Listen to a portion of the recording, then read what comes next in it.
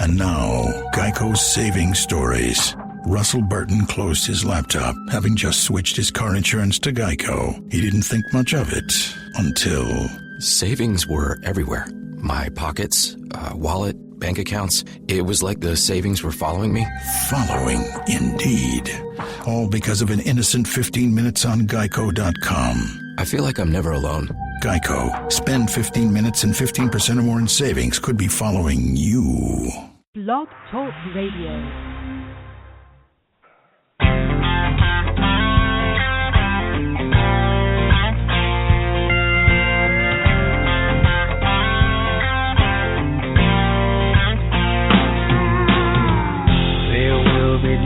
Days that just go wrong,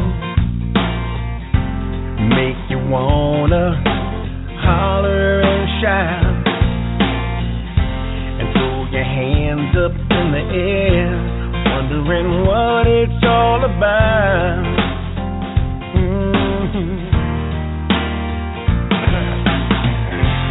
When you think that things can't get much worse, in a second, oh, everything just goes south.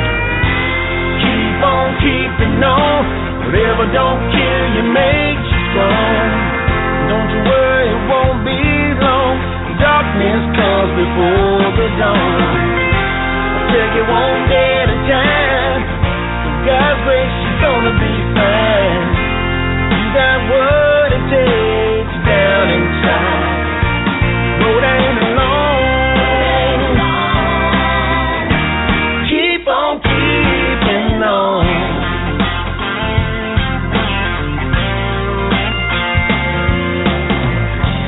Some people will stand in your way,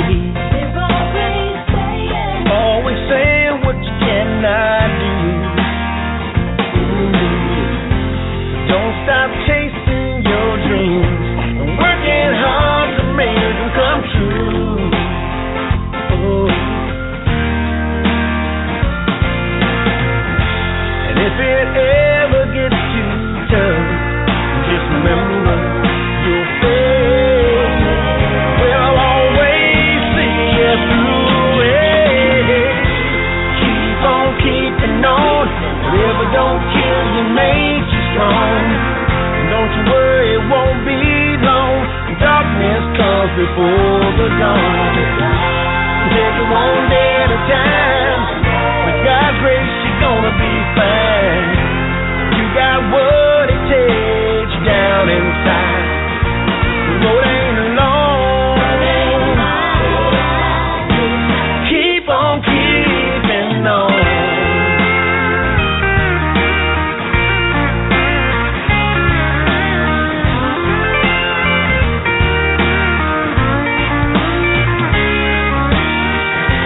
Keep on keeping on. Whatever don't kill you makes you strong. Don't you worry, it won't be long. Darkness comes before the dawn. I'll take it one day at a time. With God's grace, you're gonna be fine. You got what it takes down inside.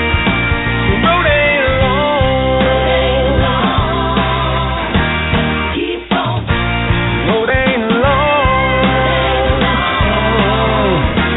Keep on keeping on.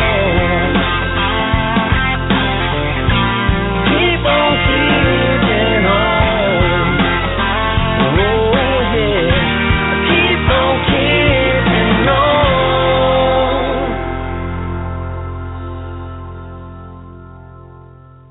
Keep on keeping on. This is Contending for Truth Radio, broadcasting live out of Dallas, Texas. We're back on Tuesday nights. I think everything is not so much crazy anymore, folks. Got back from California, had a great time, and I think we're starting to really get back into the roll of things here on Contending for Truth Radio on American Sovereignty Radio, where we talk about all kinds of sovereignty issues. And do we have a lot to talk about tonight?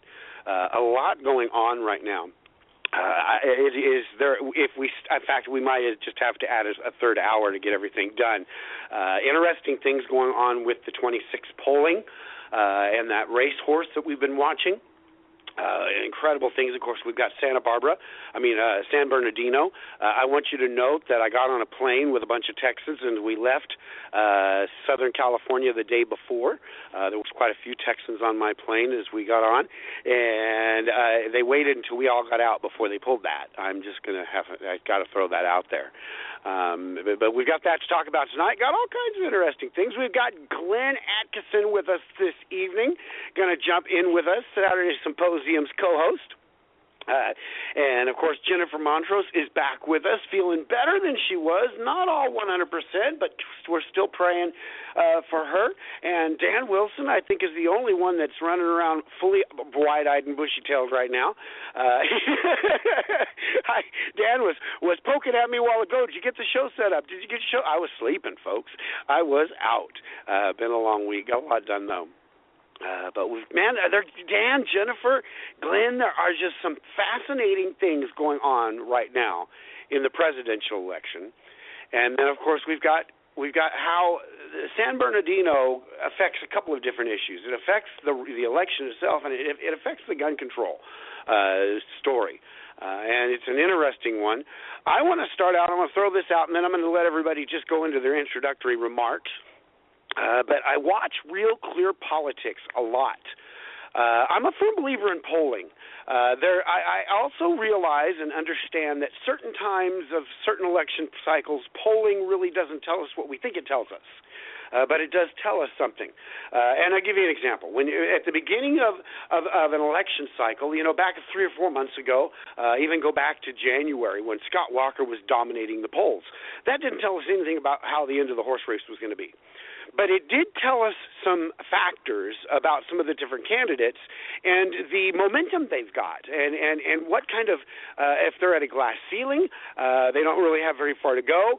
If they're an unknown, they've got a long way to go. What's their name recognition? And a lot of these things we can see from early polling that, it doesn't tell us. If Ted Cruz is, in last place and Donald Trump's in first place, that doesn't tell us anything early on in the polls. But they do tell us something. And right now what's going on at Real Clear Politics, which is an average of all the polls, which is what I like to use. One poll can be off.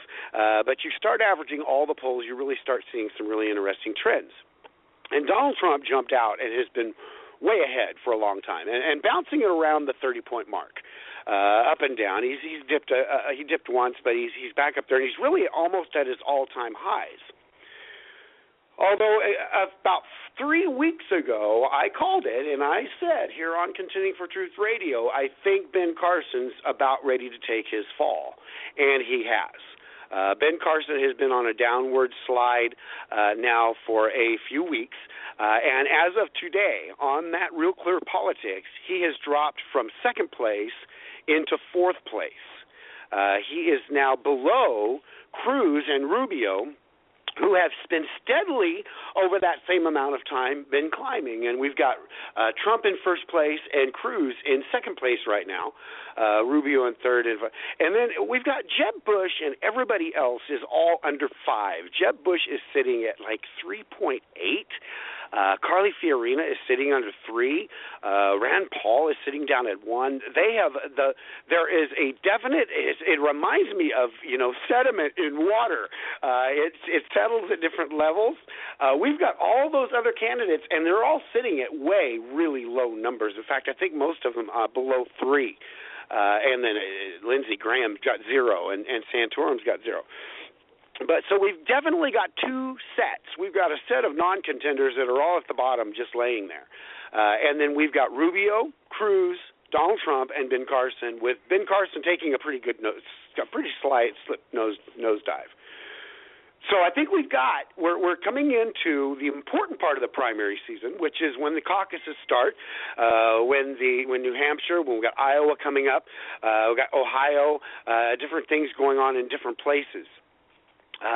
And we're going to talk about our good friend Ken Brolin and Camp Cruz. Fascinating thing that Ted Cruz is doing. We'll discuss that a little bit too. But we're ending up with these three contenders, and they're all really good contenders. When it all comes down to it, I love Ted Cruz. I've said for a long time I don't want to share Ted Cruz. I would like to keep Ted Cruz right here in Texas, make him governor. Why waste him on the United States? They probably won't listen to him. But Ted Cruz is coming up there very, very strong. It has an incredible grassroots organization behind him. Marco Rubio's got some problems running right now. He hasn't all been honest. And I think that's why Ted Cruz has taken above and shot above Rubio at this point. So we'll see. We will see how that horse race goes. And with that, I'm going to pass it around the table. I'll pass it to Dan. Dan, if you'll pass it to Jennifer. Jennifer, pass it to Glenn. Throw out your opening remarks. There's mine, and we will run with it. Dan Wilson down there in Florida in the number 2 state. How's your weather down there, Dan? Oh, the weather's great, and I beg to differ on number 2. We're number 1. And the weather's been absolutely glorious here, which is really, really nice. It was in the mid-70s today. It was a little bit chilly this overnight, but other than that, typical beautiful Florida winter weather. And as we get into the winter season, and when you're talking about politics, I agree with you 100% that I like Carson, and I see him as being a wonderful Surgeon General, but he is too passive to be a president. And though I like him when he talks, he is, as a doctor, he'd be perfect. But I get nervous when it comes down to POTUS. So that's the only thing I would, I'd love to see him in the cabinet, part of the cabinet. But, matter of fact, I'd like to see quite a few people who are running in the cabinet, including Fiorini and Cruz and Rubio. I think all of them have something to offer.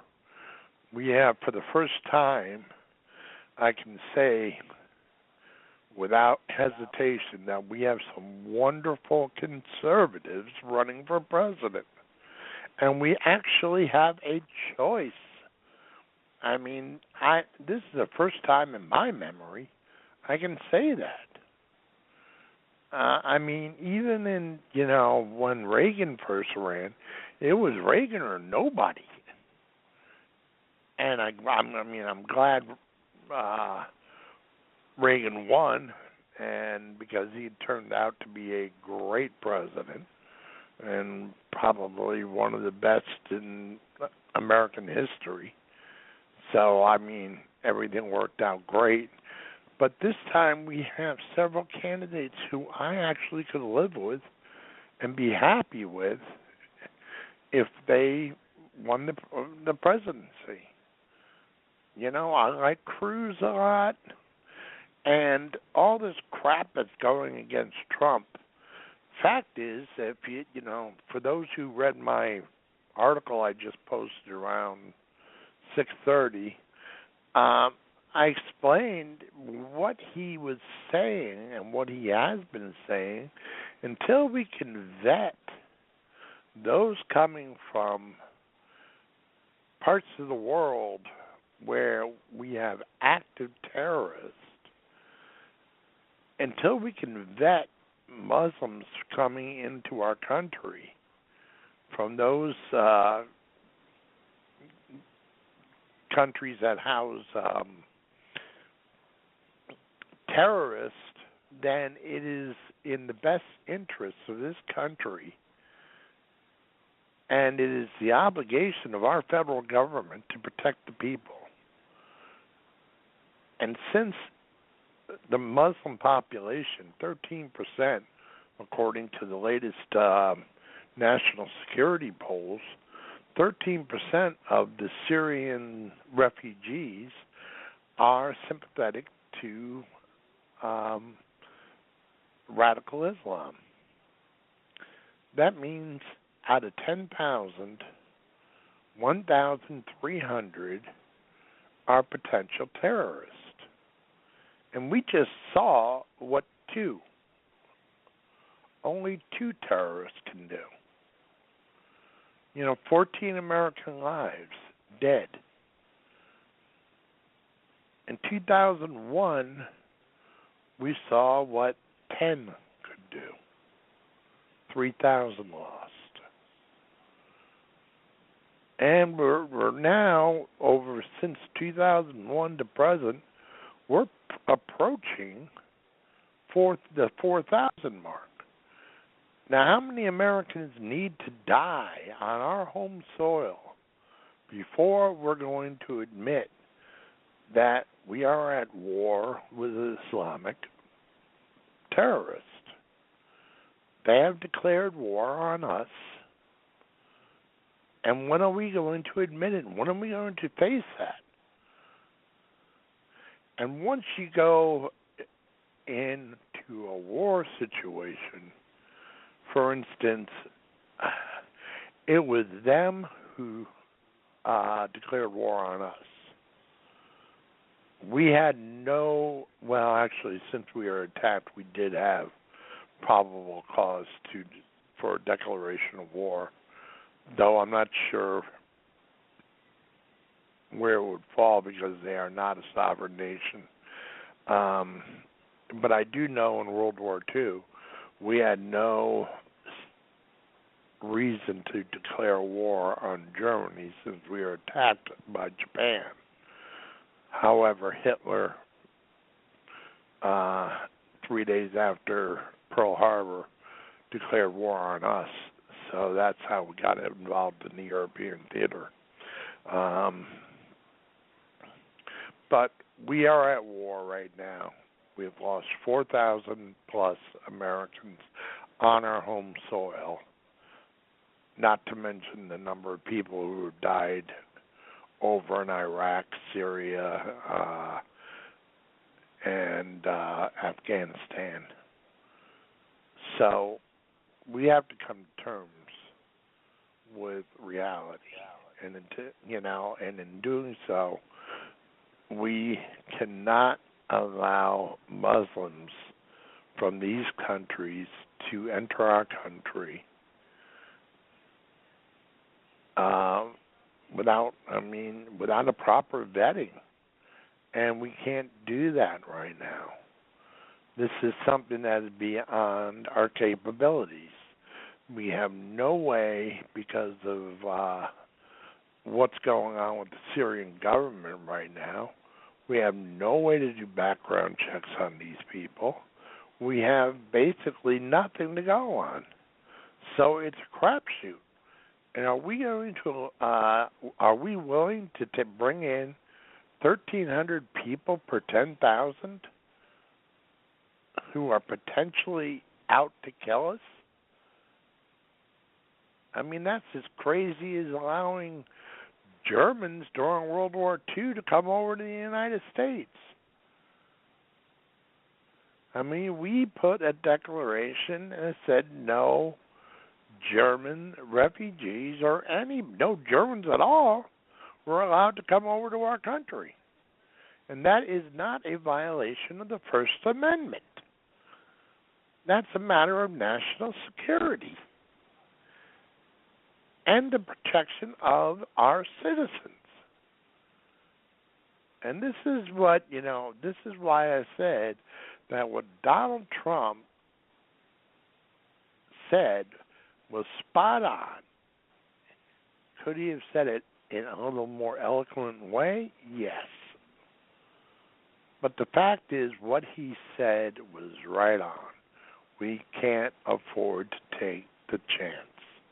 And with that, I'll pass it over to our long-lost co-host, Jennifer Montrose. Jennifer, how are you feeling over there in Alabama? Oh, man, it is so good to be back on the show again. I've spent a month sick, not realizing till towards the last week of everything that I had bronchitis in a real severe way.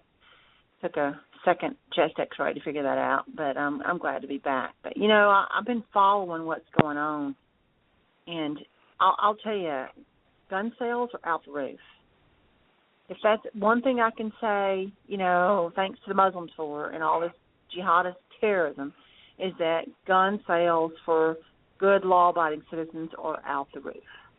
I mean, we had one of our local retail gun stores here in town that was on the news earlier tonight talking about it. That they just opened up, earlier this year, and they have done more sales this month than they've ever done.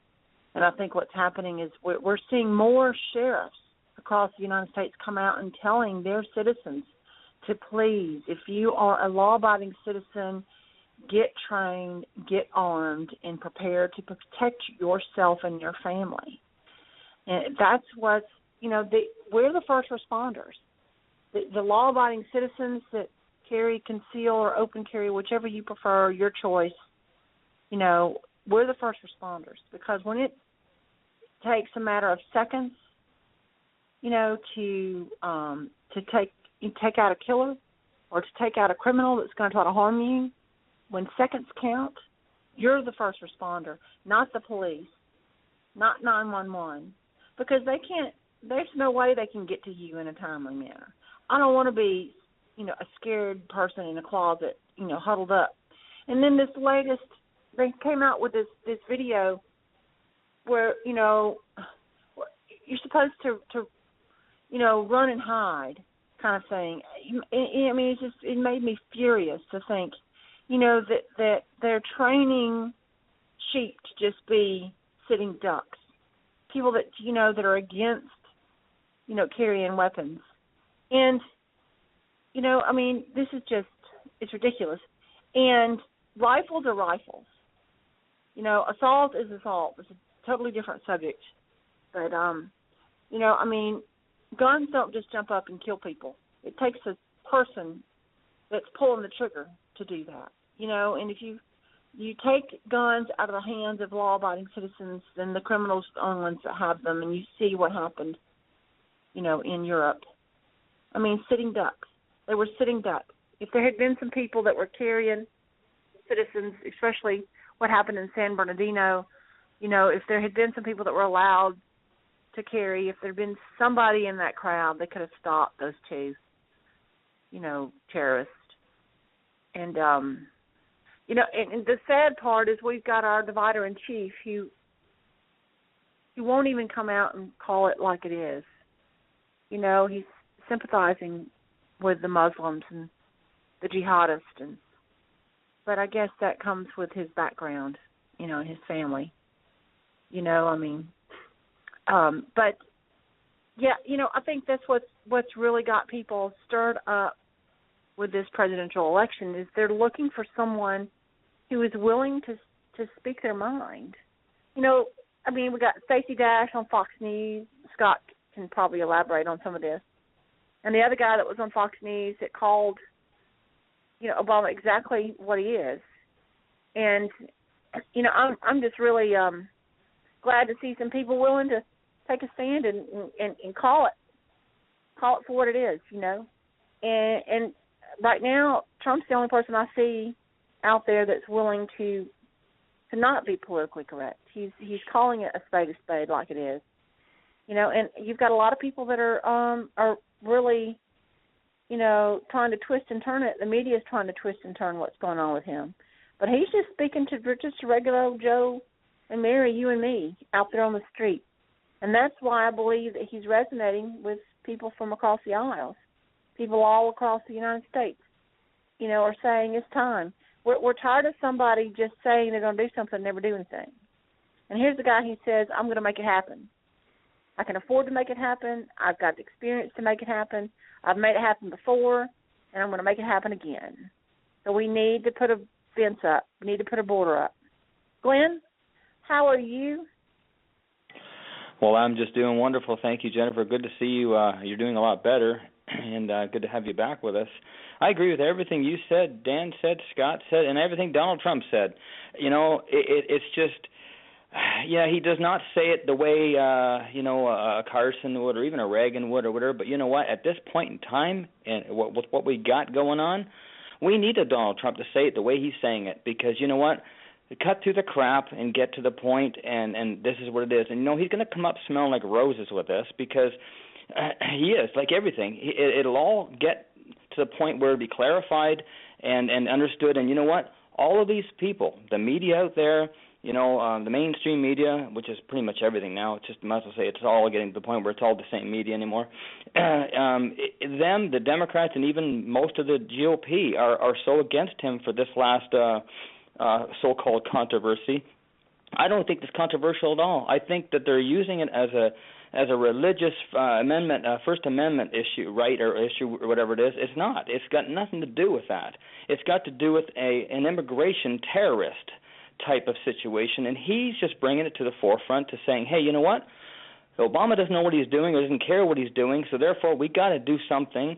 And in the process of this vetting that's going on, we got to pretty much keep them out until we get them vetted. That's pretty much what he's saying. It's pretty clean to me. There's nothing dirty about it.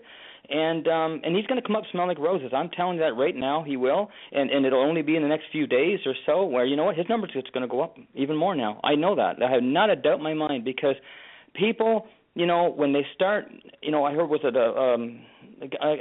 of the representatives from Florida, a Christian, basically called for Trump to actually I hear crackling, to actually have basically withdraw from the race. And I'm like, you know what? That just tells me that he's doing the right thing, because that was coming. I could smell that coming, and I'm surprised it hasn't been a week or two ago, or even a couple months ago. But it's come to the point where this needed to be said, and you know what? I think it's great. I don't think it has anything to do with the First Amendment. It's got nothing to do with the religion, because as far as I'm concerned, Muslim is not a religion, it's a cult. And a cult, so therefore the cult is not a religion, and the cult is basically against Americans and Christians and whatever else. And they've proven it. They just proved it once again last Wednesday. And so therefore drastic times cause for drastic measures, and this is what he's doing. And I have no problem even saying that at all. And I full power to him for that. Glory to God for that. That's what we need to have. So on that note, I will pass this over to, I guess, Scott. Well, and thank you, Glenn. And you're so right. And here's something I want to point out. And anybody that knows me knows that I don't have a candidate in this race. I have some that I like, some that I don't like, some that I like for different reasons than others. But I'm going to tell you why I very much appreciate Donald Trump in the primary season. And I want you to pull it back. I want you to, any listener that can't stand Trump, I want you to pull away the concept of him actually being president. I want you to look at him as the CEO of the Republican primary season, and he's rocking at that job. And I'm going to give you an illustration, and here is it. I want you to picture a political cartoon, and at the top, you've got Donald Trump, and he slams his fist into the wall of political correctness on Islam and Muslims. He knocks it all the way. He says the one thing that you would tell a candidate not to say if he were running for president. But when he does, he totally knocks down the wall of political correctness. Now, Ted Cruz stands up and says, well, no, I wouldn't go that far. But man's got a point. We've got a problem here, and we need to solve it. Now, Ted Cruz is to the middle, next to Donald Trump. And Ted Cruz has got an opportunity to spread his word, because the news media, that's all they want to talk about is Donald Trump and his comments and everybody else's responses to his comments. Fiorina better be taken up with this. It looks to me like O'Malley caught me. I think O'Malley has been listening to Blog Talk Radio, to Contending for Truth Radio's American Sovereignty Radio Show. I really do believe, because I have been saying for a long time, I've said it a number of times, that Donald Trump threw O'Malley a snowball here a few months ago that would have given him an opportunity to rise himself in his own numbers, and he didn't pick up the snowball. And I thought he was stupid, because that's what Donald Trump is doing for these candidates. He's playing the CEO. Now, I've got and have had for a long time really good word that Donald Trump really does not want to win. Donald Trump wants to make sure we get this done right. And how that happens, we'll see how it plays out. But I will tell you this. He has had a lot of meetings with Ted Cruz. And we've got some incredible things going on with Ted Cruz. And I'm going to bring Gary in here in a few minutes from the Dakotas, is with us this evening. We appreciate that. I got to tell you about something that Ted Cruz is doing. Ted Cruz is taking Team Kaine, okay?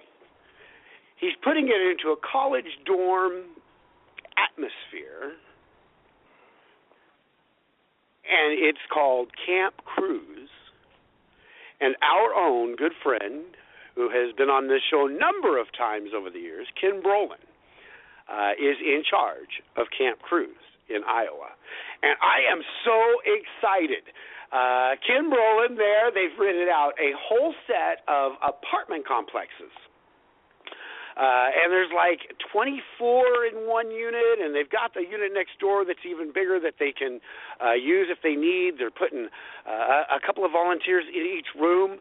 Our good friend Kim Brolin, I just got finished talking to him this morning, was sitting in his apartment last night with about 9 different people just that are all involved in what's going on up there, some of which are friends of ours.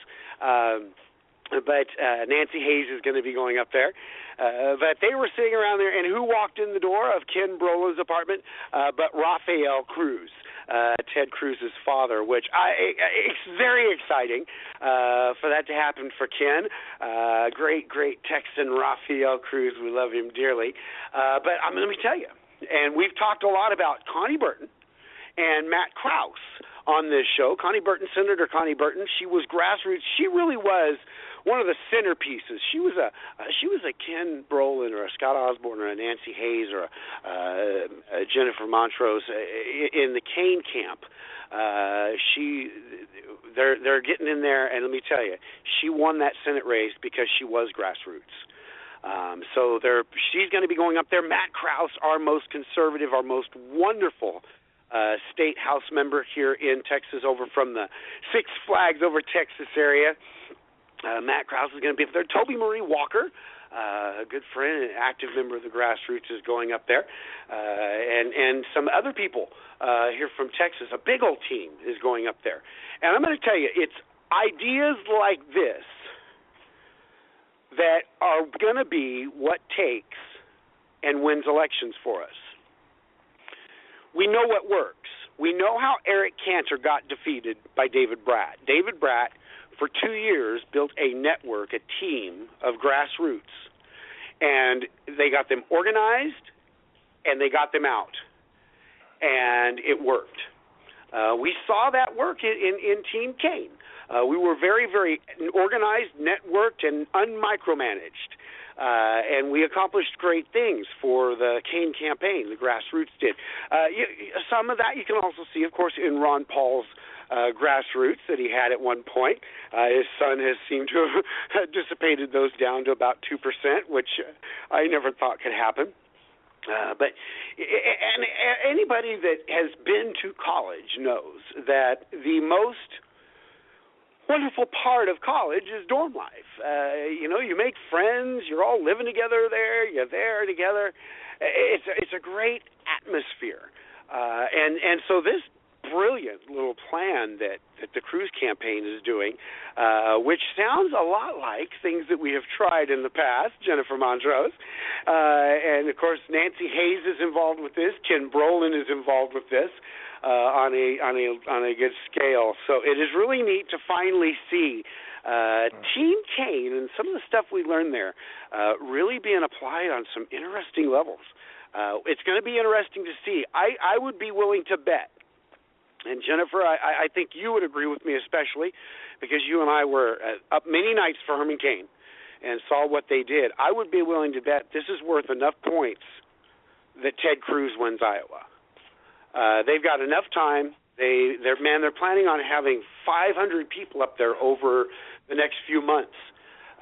getting out on the ground, going door to door, doing it Texas style up there. And there's a bunch of people from Texas heading up there for Ted Cruz. And so very, very exciting. And so, Gary, I want to pass it to you, my friend, first, and let you make your little entrance, and we'll just throw you into the round table this evening, and then we'll pass it back on around, and let's talk about the campaign a little bit. Well, hi, everybody. How are you guys doing? Decided to make an introduction here, so... Anyway, yeah, I tell you what, for me with the campaign, I like Donald Trump. Yeah, he tells it like it is, and that's what I like about a leader. He doesn't beat around the bush. You know, there's too many of them that will say one thing, 2 days later they'll sit there and say something completely opposite. Then I lose trust, but he doesn't. So we must, and of course I like Ted Cruz. I mean, I like them all these conservatives. I really like, because they, like I said, they're pro-Constitution. They're pro-America. They're not making deals. They're not making, what can I say? They're not bought off. I don't want somebody that's in there that's going to be bought off for a special interest, and then we end up surrendering some of our liberties and freedoms that way. So, but that's I guess that's my opening statement, and then I'll just pass to whoever wants to go next on her. So, okay, I'll jump in there. Thanks, Gary, and glad to see you over here on a Tuesday night instead of our usual Saturday. And wow, there's so much to agree with. But one comparison I'd like to make with Donald Trump. Back in World War II, we had a person by the name of George S. Patton. Patton was about as politically incorrect as you could get. Patton called it like it was. He spoke with a foul mouth, and a lot of people hated him. But history came out and showed that he was the best general we had in the Army, and both sides. And Germany recognized that early on. Matter of fact, the reason why they were able to pull off the Normandy invasion is they put Patton in charge of the paper army. And Hitler could not believe they would take Patton out of the biggest invasion in the history of mankind. And shortly after the invasion, he was placed in charge of the Third Army, and we know what he did with the Third Army. And he was engaged in a all-out battle, and when he heard that elements of the 101st were surrounded by a Panzer division, he disengaged half of his Third Army, moved it 100 miles, and re-engaged in under 24 hours. No general in history has ever managed to move that many men, soldiers, from point A to point B and do it in under 24 hours. And that includes right up to this day. Well, Patton performed miracles in the 40s. And I see Trump having that same capabilities. I don't think he is willing to, I don't think he's going to drop out of this race. I think he's going to stay in right to the end. And if he wins, I believe he has a good chance at pulling off the presidency. Right now, the GOP elite is shaking in their boots. The Democrat elites are shaking in their boots. The socialists are shaking in their boots.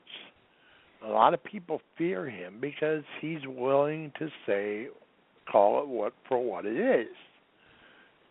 And Jennifer also said something I've been pushing for the last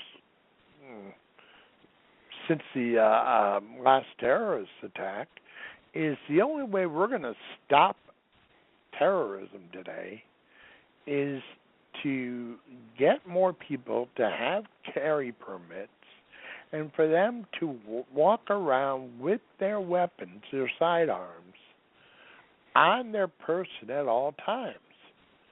Whether you're in an open carry or concealed carry state, the only way we're going to stop these terrorists are if we are armed. I mean, take Wednesday, and Wednesday was a very personal and very close-hit event for me. A girl I dated for 5 years worked for the Behavioral Medical Center of Loma Linda, which had moved into this new facility where this event, where this act of terrorism took. I didn't know that until I found out she is part of the faculty of Loma Linda University. That I know that she was safe. So a close friend was in the middle of this. She was within 2 miles of where this event took place. So, you know, I have a personal take on this. It hit far too close to home. And had there been 2 or 3 out of the 85 people who were there who had a handgun, we now know that these terrorists did not have body armor. And had there been 2 or 3 people, let's say, like, you know, with 9mm, 45s, or whatever, they could have engaged, because more than likely they'd be spread out throughout the audience. They could have engaged these 2 people, and even if they missed their first shots, they would force them into a defensive posture. At which point, as soon as they aimed one way, others could be opening fire and taking them on that way. And all it takes is a round or 2 hitting the right place, and you're going to disable them. At which point, then people can take action. Everybody can take action. And you can get to them, and then you can disarm them. And it doesn't have to be a kill shot. It just has to be one that will disable. And, you know, if you do that, if you hit in the person with a 9mm or a 45 or a 38, they're going to be pretty much disabled.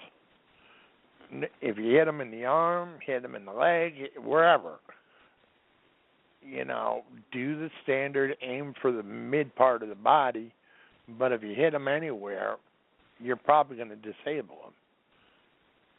At which point, we could have saved people. How many? Lord only knows.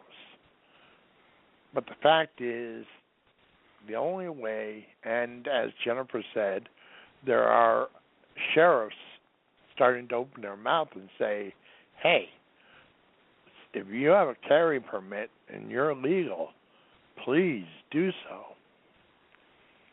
Because we know right now that the FBI and the local sheriff's departments are just, they're way over, they're stretched way out. And they don't have the ability to do everything that's necessary. And this is where the militias come in. They can turn up, and when they find out that there's a house or area where there's possible terrorist activities taking place, they can start going under surveillance. And especially people who are like recon rangers, you know, veterans like recon rangers and SEALs who are trained in this, they can help train the local militias in surveillance techniques where they are not going to be noticed. And then we can keep an eye on these people, start taking pictures, gather the evidence that is sufficient to hand over to the police or DA for a search warrant, and then we can take it from there, and we can stop these people before they start killing more people. I mean, close to 4,000 Americans have already died. It's time to take action. And, what Trump was saying about not allowing Muslims from terrorist nations coming into our country, well, you know something? Would we have allowed Germans into our country during World War II? We're at war. They have declared war against us. I mean, Osama bin Laden declared war against us. So we have the right under the Constitution to protect ourselves. And if that means stopping every Muslim, then so be it. I mean, 13%, and this is according to the latest from the National Intelligence Agency. These stats are right up to date, or within a week or two old. If 13% of them are potential terrorists, are you going to allow 1,300 people into our country every month? I mean, heck, in 6 months I'll have an army. So we have no choice but to stand for ourselves, protect ourselves. You know, as Jennifer says, the good thing that's happening out of this whole mess is firearm sales are going through the ceiling nationwide.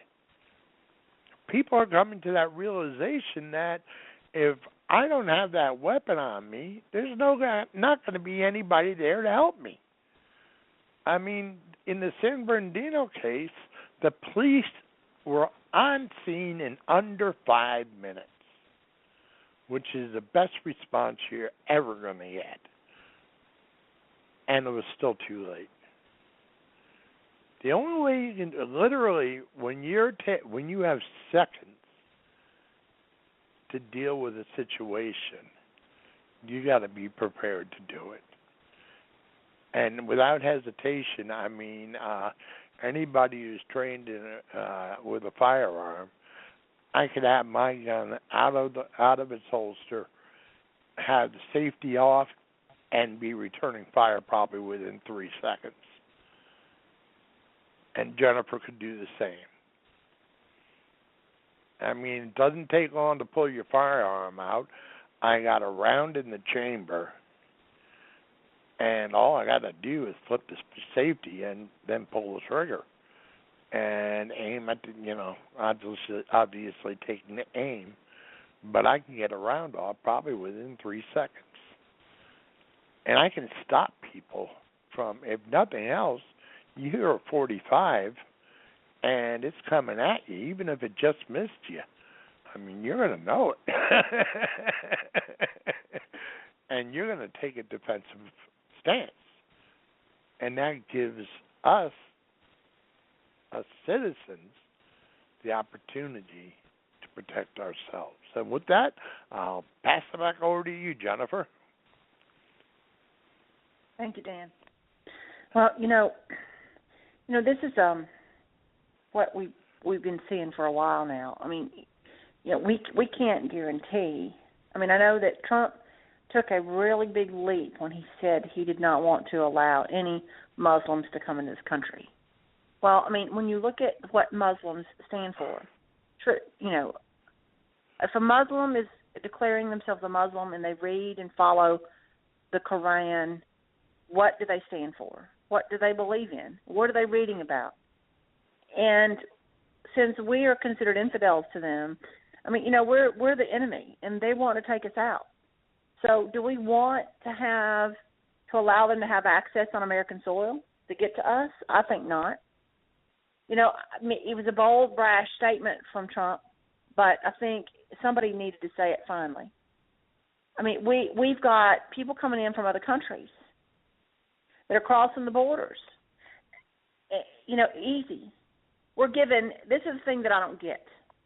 Okay, so You know, I've got a dear friend of mine from Texas who is a disabled veteran, got out on medical leave, 3 tours of duty. You know, they can't tell her what's wrong with her. All they know is, you know, that every time she keeps going to the VA to try to get help, you know, they tell her that she's got to use VA doctors. She can't use civilian doctors or else she's going to have to pay for it out of pocket. There's money that's owed to her from a few years ago when she was touring, you know, in the war. And, you know, other people are getting their money, but she's not. But yet we've got illegal aliens coming across the borders that are getting, we got refugees coming across the border that are getting, you know, food cards. They're getting food stamp cards. They're getting government subsidies. They're getting into public schools. They're getting all these benefits, but yet our military servicemen and women are getting the back burner. They're the last ones on the list getting support, which tells me that our divider-in-chief has no respect for our military servicemen and women. And if he did, he would be doing the things like we had with, you know, our previous, like Ronald Reagan, President Reagan. You know, I mean, this is ridiculous. I mean, we've got veterans that are homeless on the streets that are trying to survive the best they can. They're dealing with PTSD and so many other issues, you know, but yet we've got our illegals and our refugees that are getting better care than those that are in this country that fought for our freedoms. And I don't understand. I mean, I do understand that we have people that don't have any respect for the Constitution. Our divider-in-chief is one of those. Has no respect for the Constitution whatsoever. Thinks that it's just a historical document. Doesn't breathe any life into it whatsoever. You know, we've got more law-abiding citizens behind every blade of grass that is prepared to go and do what's necessary to protect their families, their homes, their children, their communities. You know, but we've got a divider-in-chief and those around him that want to strip us of those rights. And then we've got people that are in the midst of, like the Bundys. You know, we've got another, I can't think of the name of the, maybe Scott can remember it, or Gary, but there's another farmer that's getting his land. They're trying to take his land away from him. You know, and it's all about control. All about control. All of this is about control. You know, and you see what happened in World War II when they finally took control. And the things that were able to take place as a result of. You know, and it's not happening here in the South. Like I tell them, bring it down south. You know, and we know bring it to Texas. It ain't happening. This, you know, you see what happened in San Bernardino. You know, California. You see what happened up there. You know, no gun rights, no right to bear arms. Stripped of that, you know, gun-free zones, and see what happens. Take it to Texas. What happens? They try to do the same darn thing in Texas over a drawing, a cartoon drawing, a picture drawing, and the 2 terrorists were the ones that got killed, and everybody else stayed alive. That's because we got, just like I'm saying, you know, we've got more sheriffs coming out, more police chiefs coming out saying it's time that we do our part to make sure that our citizens are armed, trained. You know, if you have never shot before, get yourself trained. Go to a gun range, find somebody that has got NRA certification, that knows what they're doing. Get involved in your local gun rights groups. We have one here in the state of Alabama. It's got over 4,000 vested members, an organization called Bama Carry. It's a 501c4. We're an educational organization, and we're determined to make sure that every American citizen in the state of Alabama that wants to learn and know more about the gun laws and Second Amendment Constitution, Second Amendment, and the laws of Alabama, we're there to make sure that they understand. And if we've got elected officials who don't quite get it, we're going to make sure that they understand the truth as well. You know, and if they're not going to comply, we're going to vote them out of office. You know, and we've got Gun Owners of America is doing a lot of fabulous things. You know, they're identifying key candidates out there that are supportive of the Second Amendment, but I look at what people are doing. It's the actions of one to another, and it's one thing to say that you're for this or you're for that, but it's another thing to put some muscle behind it and to vote, the way that you should according to the Second Amendment, no compromise. And you've got people like Jan Morgan with the gun cave out in Hot Springs, Arkansas. She came out and, declared her gun range Muslim-free. She has a reason for that. She doesn't want to train jihadists, potential terrorists. She doesn't want to be responsible for having trained those individuals. Now there's many, many other,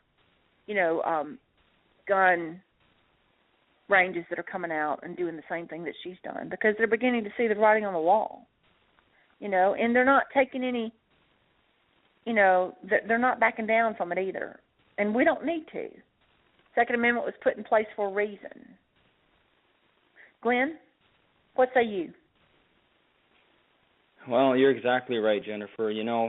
It's getting out of hand, and you're right. We are the first responders, and we must have everyone, have everyone carrying and legally, and being trained properly because like Dan was saying, it took them 5 minutes to get to the scene last Wednesday, and that's great. That's not bad, but you know what? It's too late, and we just can't have that. It's just the way Obama is running things to where there's not enough police, because of the money he's wasting. Therefore, we can't be allocated to having our security, protection, and whatever have you we need.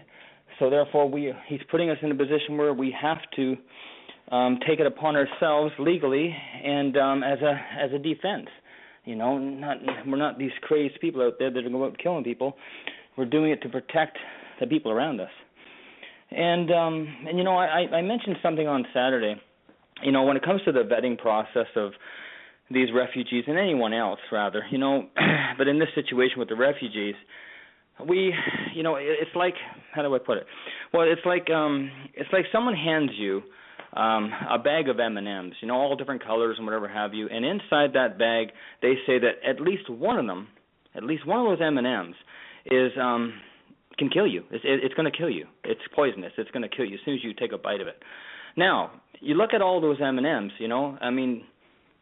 if you even want to open up the bag, and you take a look and you see them all in different colors, whatever have you, and you go, well, you know what? Do you really think that anyone would want to put their hand in there and grab one and take the chance of being killed by one of these M&Ms?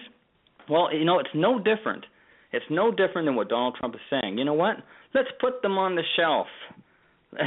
or at least get to each individual and see which one is the one that could kill us. In other words, the vetting process. So before we even get into going to be silly and stupid into just grabbing one and letting them come on into our body to eat it or come into our country, we need to actually have a process of making sure we know which one is going to harm us. Because we know for a fact that whether there be 10 M&Ms or 10 of these refugees or 10,000, as Dan pointed out, 13%. The Quran, Muslim, the Quran tells us right there, like you said, Jennifer, we're the infidels. They're against us. So therefore, we know that whether people want to, for the argument's sake of there's some nice Muslims out there. They're not they're the peaceful ones, and then there's these ones that are terrorists. Well, you know what? Is that an argument?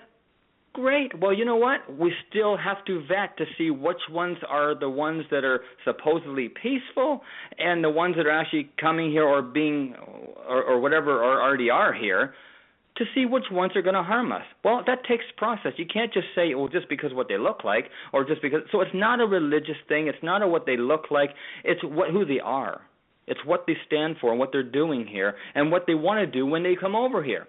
It's a process. Even the FBI leader and a bunch of other ones say that there's not even a vetting process in place right now. Well, all Donald Trump is trying to do is say, hey, folks, let's stop it and then get one.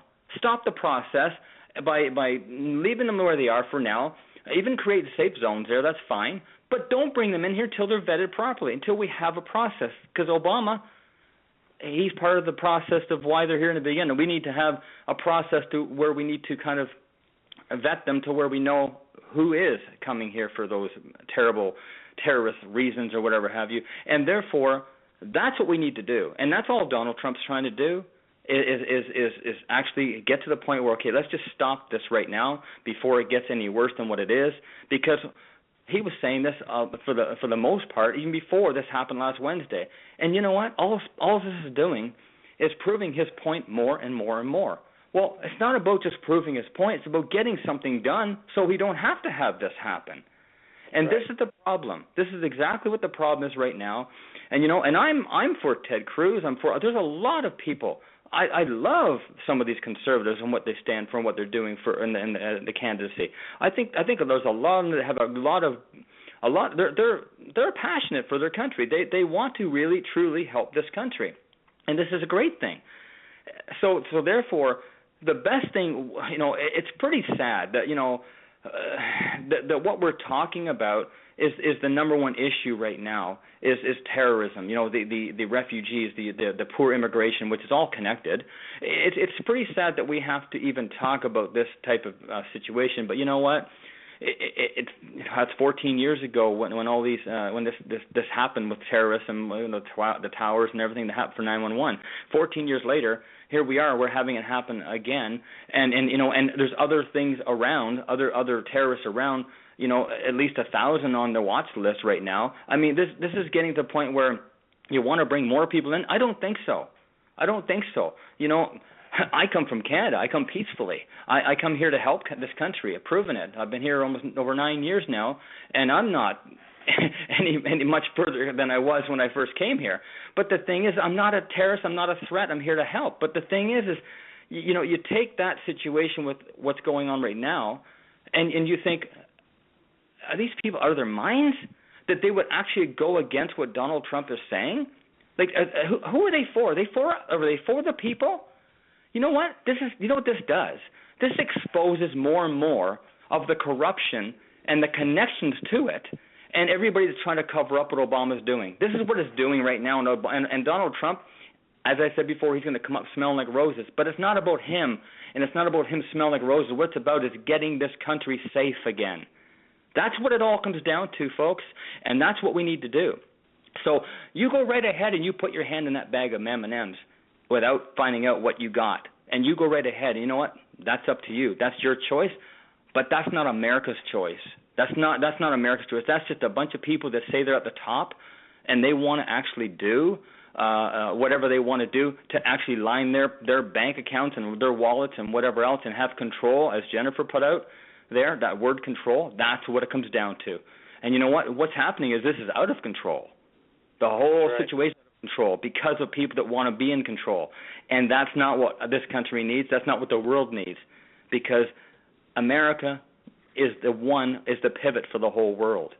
This is the power, folks. This is where the power is, and people are abusing that power. And you know what? They're going to be knocked off their high horse. And we got people like Trump, like Cruz, like Fiorina, like Rubio, like all these people. They all have their say in taking them down. And we are the ones that are the voters. We're the ones that need to protect ourselves, because they're not protecting us, folks. These people that are in the administration right now, whether they're both sides, they're not wanting to really, really help us. It's the ones that are not in the establishment. Those are the ones like the Trumps, and even though Cruz is in the Senate, whatever have you, he's proven that he's not for corruption. He's here to expose and help this country. And Rubio, I don't know. He's kind of, to me, he's kind of flip-flopping and whatever have you. So I don't know. I think he's basically being somewhat of a puppet myself personally. But Fiorina, she's one that's. She's pretty bold if you can listen to her. She's got a mouth on her that speaks the truth as well. So we got some good people. Carson, he's kind of a little kind of quiet and whatever have you. He does have like Dan said, he's a doctor. He's got that bedside manner, and that's great. There's places in the cabinet for that. For a Trump or a Cruz kind of a presidency or whatever have you. There's people. We have so many people that are fighting for this country. that are actually candidates. And this is a good thing. This is the best thing we've seen in decades. But at the same time, it's at a stage right now, and where we are at this point in time, where we need this political correctness to be squashed, because political correctness is what got us here. And being without Jesus Christ, in this country, we need to repent. But those two things are what's killing this country right now, is the lack of Jesus Christ in their schools and in our at our supper tables or wherever else. That is what's killing us, because people are just burying their heads, or they're using political correctness to kind of say, oh, we can't do this, can't do that. Well, you know what, folks? Political correctness is another reason why those two terrorists did what they did, because next door neighbor said, "Oh well, we didn't want to be, be a racial profiling, and we don't." Folks, if you see something that you don't deem or that you deem as any kind of a threat to you, whether it be yourself or neighbors or whatever, it's better safe than sorry. You're better off to call it in. And at least you don't have that on your conscience. At least you've actually taken the step to actually do something. But if you sit there and you want to be worried about political correctness, that's the biggest reason, next to Jesus Christ being out of this whole thing, is what we need to squash is the political correctness. If we don't, then we're doomed, because this is where we're going. This is the road we're going down. We're going down there very fast, and we need to put a halt to it right away. On that note, I'll hand this over to Scott, and you can direct from there. Thank you. Well, excellent discussion, Glenn. And you're so right. You're so very, very right. The places that we considered bad when we were kids, Russia and the Soviet Union and East Germany and these different places around the world, many of them are going in the opposite direction that we've been going, and they're coming back this way. Russia, the Ukraine, and a small handful of other countries over in that Soviet bloc area are putting Bibles back, not just putting prayer back in classroom, but putting Bibles back in the classroom. And they're using the Bibles as part of their curriculum in their public schools. And they have learned what happens when you pull God out of a society. And I don't understand why the world gets all crazy, because we as Christians have a handful of things that we look at that we understand, because of an understanding of what a creator has communicated to us, are just not good for us. Some of those are blatant and obvious. Obviously, robbing people and murdering, that's not good for society or good for you. But there's also other things, partying and different sexual circumstances that we recognize as just really not good for your personal life. Not good for you, not good for society, on disease levels and different things. And we understand that when you put God in there, you heal. And that's just a basic fact. There are a group of people in the bulk of the world, really, that says, don't tell me how to live. If I want to do that, I want to do that. And that's fine. We Christians, we let you do that. That's the world. We consider that the world. But we've got a message on making your life better, is what it really comes down to. And these Russia and the Ukraine especially, man, they've got Bibles in, I'm going to say, at least 2/3 of the classrooms over there in the Ukraine, thanks to Eastern European missions, of whom we're going to have somebody on here after the first of the year from them and talk about the work that they're doing over there. It's absolutely fascinating. And I think Donald Trump understands that. Glenn, I wrote an article on Donald Trump. I've only written, I think, just a handful of presidential articles over the last few months. But one was on Donald Trump and an interview he did with Yellowhammer Radio down there in Alabama, where he talked about the war on Christians, the war on Christmas, that he was going to fight that with everything he had, that we were letting all these Syrians in, and this is a long time before Paris. We were letting all these Syrians in, and they were all Muslim. We're not letting the Christian Syrians in. Why is this? He was asking those questions later. And we're a country founded on freedom of religion, and I don't have a problem with a Muslim believing in a peaceful application of their religion, just like anybody else's religion. I don't have a problem with that. But it's obvious that what is going on, that the attacks that are being prepared are being prepared from within that religion. And you have to stop that somehow. And Glenn, excellent illustration. One M&M out of a bunch of them is cyanide. Jennifer was using that same illustration with Skittles about 3 weeks ago. If you got a couple of Skittles and a thing of 50, are you gonna take a couple? If two of them are laced with cyanide. We are at a time when we've just got to be really, really careful. And I really firmly believe that Donald Trump just knocked over the wall of political correctness on this. And I believe common sense solutions have got the ability to come out. And I believe that all of our candidates have an ability now to just flat out discuss this. Because Donald Trump's taken the arrow on this one. He's the bad guy. They're going to sound like they're making common sense. And it really is a really good blow to the left's tactic of name-calling and ad hominem as a tactic to win debates. I'm going to tell you, Donald Trump right now is the world's best thing that we could ask for because he is being the CEO of the primary season. It's a whole other discussion on whether we want him to be president or not. I've got a lot of reasons I'd love for him to be president. I've got some concerns. But that's not this discussion. What is Donald Trump doing for this primary season?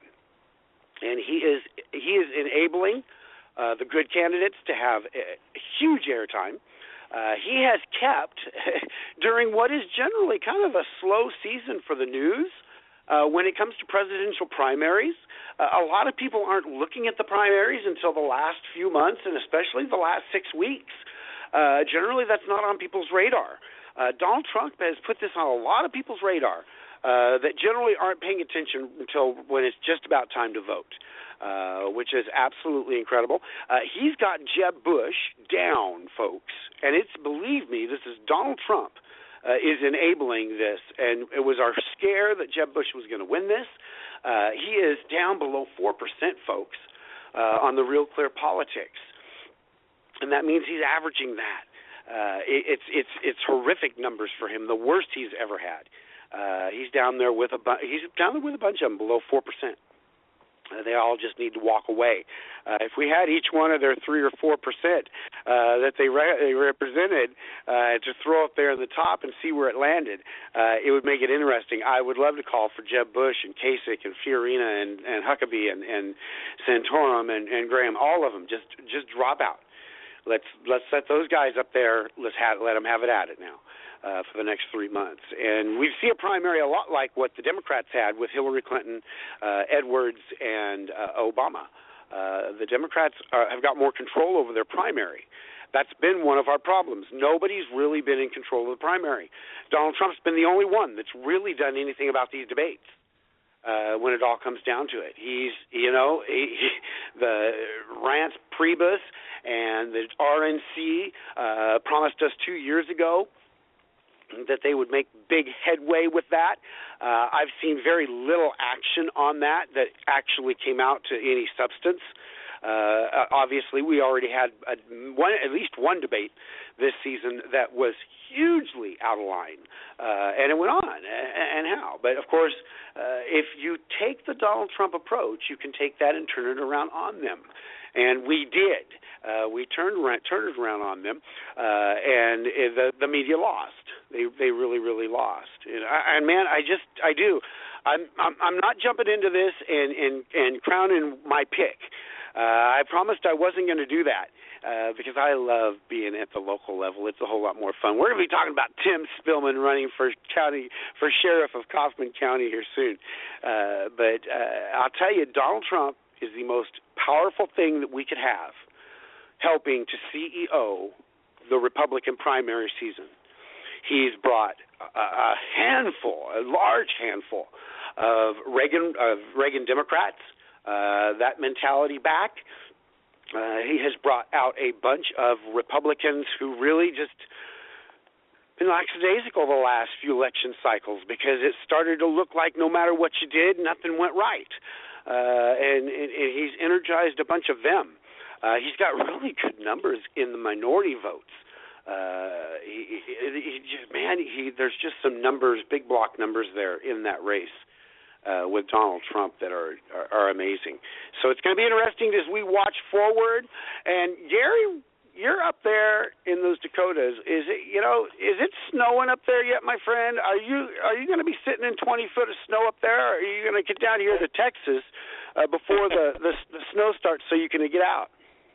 Well, it's been pretty nice, really. We have El Nino, and it's been above normal temperature and below normal moisture. We have a little bit of a sprinkle early this morning, but it really didn't amount to anything. It's just like when I wake up in the morning, it's just a nice light frost, and then when it gets around 10, 11 o'clock, it starts to thaw. So it's almost like a March or an April day. It's like spring up here, It's just strange because we have water. It was a little snow that we had earlier, but that's not really impeding anything. So the weather's been really good. In fact, since the winter of 2010 and 2011, where we had that last major blizzard or major winter where we had a lot of snow, it's been pretty mild since then. So I'm not complaining. It's nice and warm. It doesn't take much fuel to heat the house because we're not having 20 or 30 below zero. So it's nice up here. How cold does it get up there? When it hits real cold, what is it up there in your area? Well, like a record low, it's probably gotten 48 below, Oh, my land. That's probably maybe once or twice in a lifetime, but we've had 60 below, 70 below wind chills. I remember, I believe in 96, 97, we've had a couple of cold days, and I was sitting out there on the tractor scooping snow, and I would put like 3 pairs of socks on, and I'd put 2 coats on, a pair of coveralls over the top, and a couple of gloves, and I could go pretty much all afternoon, but my hands and feet would start to feel it about 4 hours later. I could start to feel the cold going through it, but it can get pretty raw up here. So, but it's like I said, I wish it was like this every winter. It is beautiful out. So, well, I bet you're enjoying. And see, in California, our lows were down. If it got down below 10, it was a pretty miserable situation. I'll come visit you as long as it's above 70. Yeah, I hear it's pretty nice down there, but I don't even. How cold does it get where you guys live? I know, where do you guys live in California? Well, when I was in California, I was in Springville, which is in the Sierra Nevadas foothills, just out of the Joaquin Valley, and that valley generally gets down to it hits below 30 occasionally during the winter. But the thing is about there is it dips down to that cold and it stays that way for a long time. And see, once you start getting snow, it's going to be there for a long time. What I like about Texas is it'll jump down to 30 degrees, but we know in 2 days it's going to be back up to 70. So we can deal with it.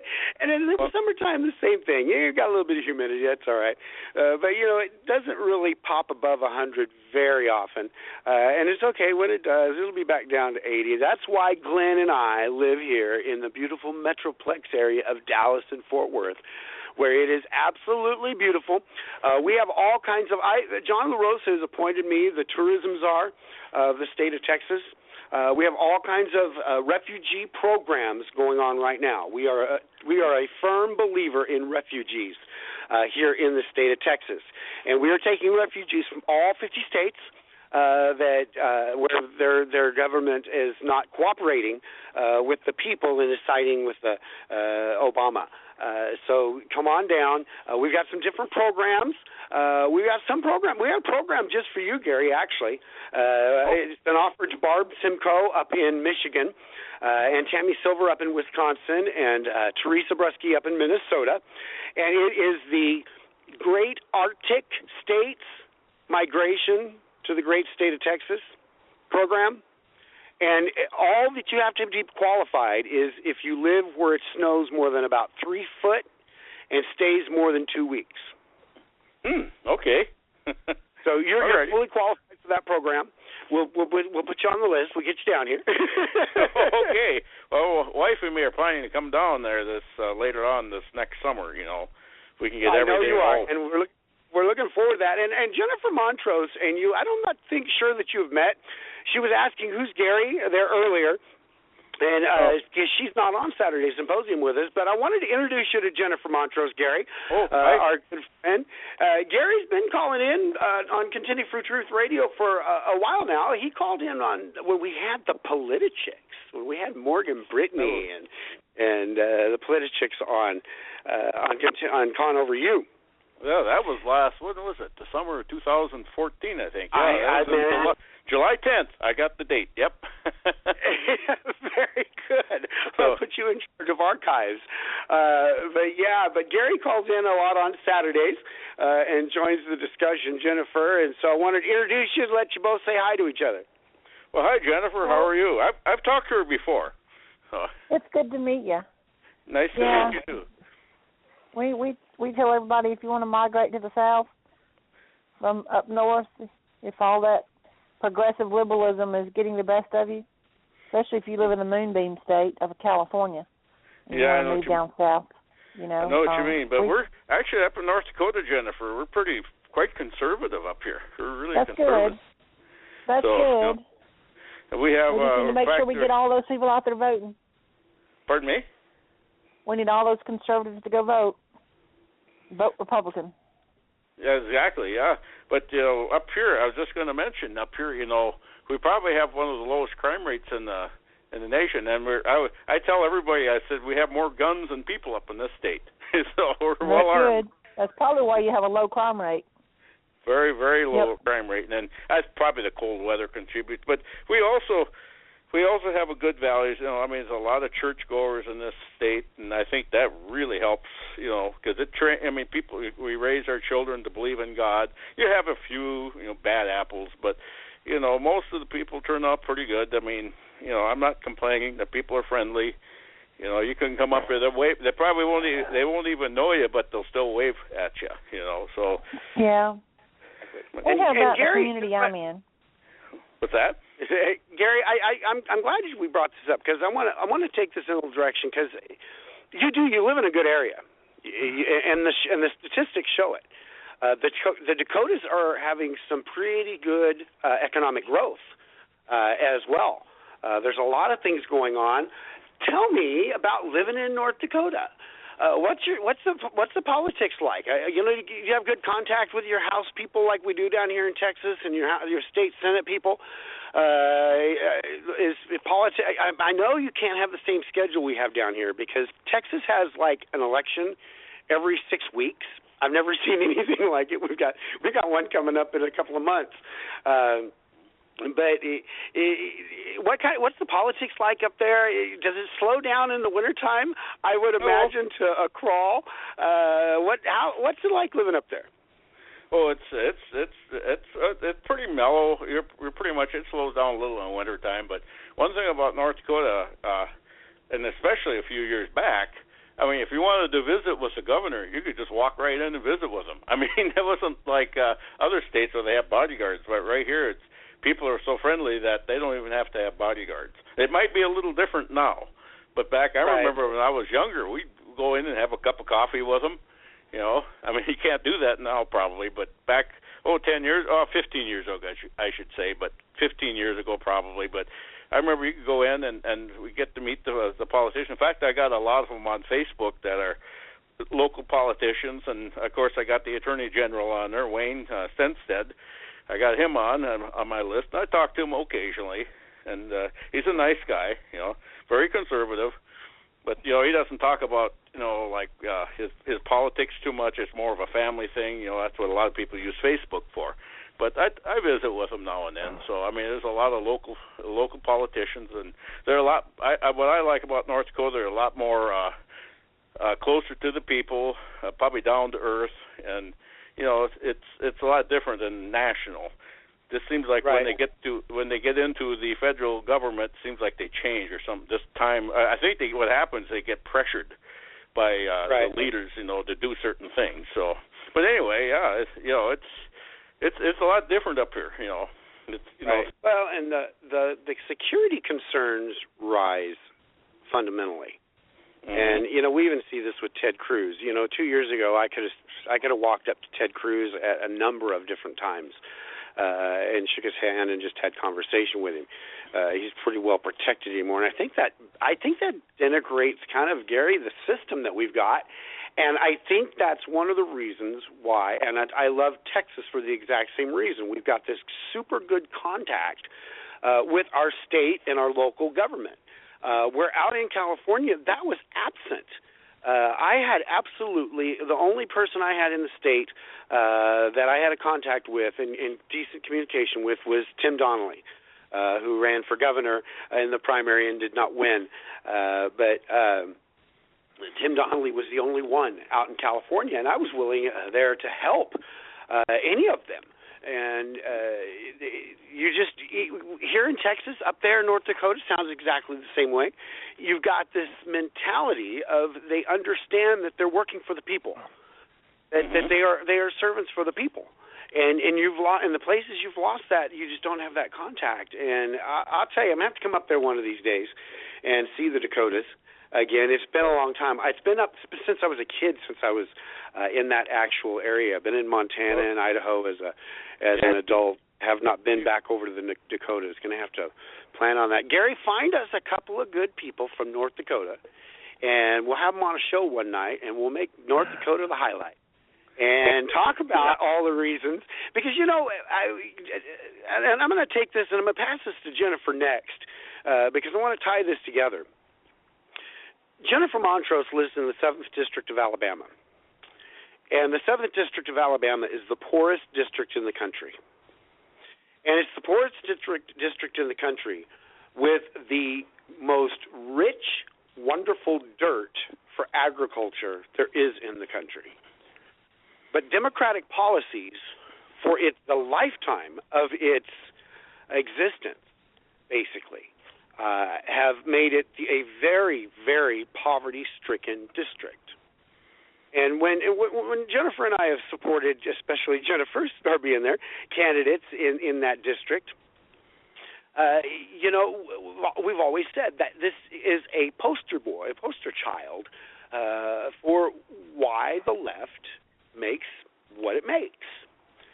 And places like North Dakota, Gary, are proving that conservative basic principles, and you nailed it on the head, most people believe in God, most people go to church, you got a few bad apples, but for the most part you've got a society that is self-maintaining morals and its values. Exactly. And that is affected down the line, and that is how you solve problems like San Bernardino and make them slow down.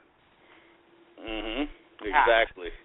Is how, if you want to fix that solution, you got to fix it from the other side. You can't just you could have 5 times the gun control regulations. California is the poster child, you may say, of gun regulations. It's their wish list. They would love to have that in Washington, D.C. That would be better than they've ever thought they could get, and it did not work. You know something, Scott? One thing, when my wife we were talking one time, I said California would be a beautiful state to retire in. But I said there's so many regulations. I said I have about 40 guns, 'cause I collect them. I do a lot of shooting. I enjoy it. I mean, in fact, I just went out a couple of days ago and did a little shooting. It's a lot of fun. I said they'd probably throw me in jail if I brought my guns down there, because some of them probably are illegal. They're fine up here, but down there, they'd be, considered a destructive device. So, right. And of course, the high taxation. Off-duty police officers can't carry in California.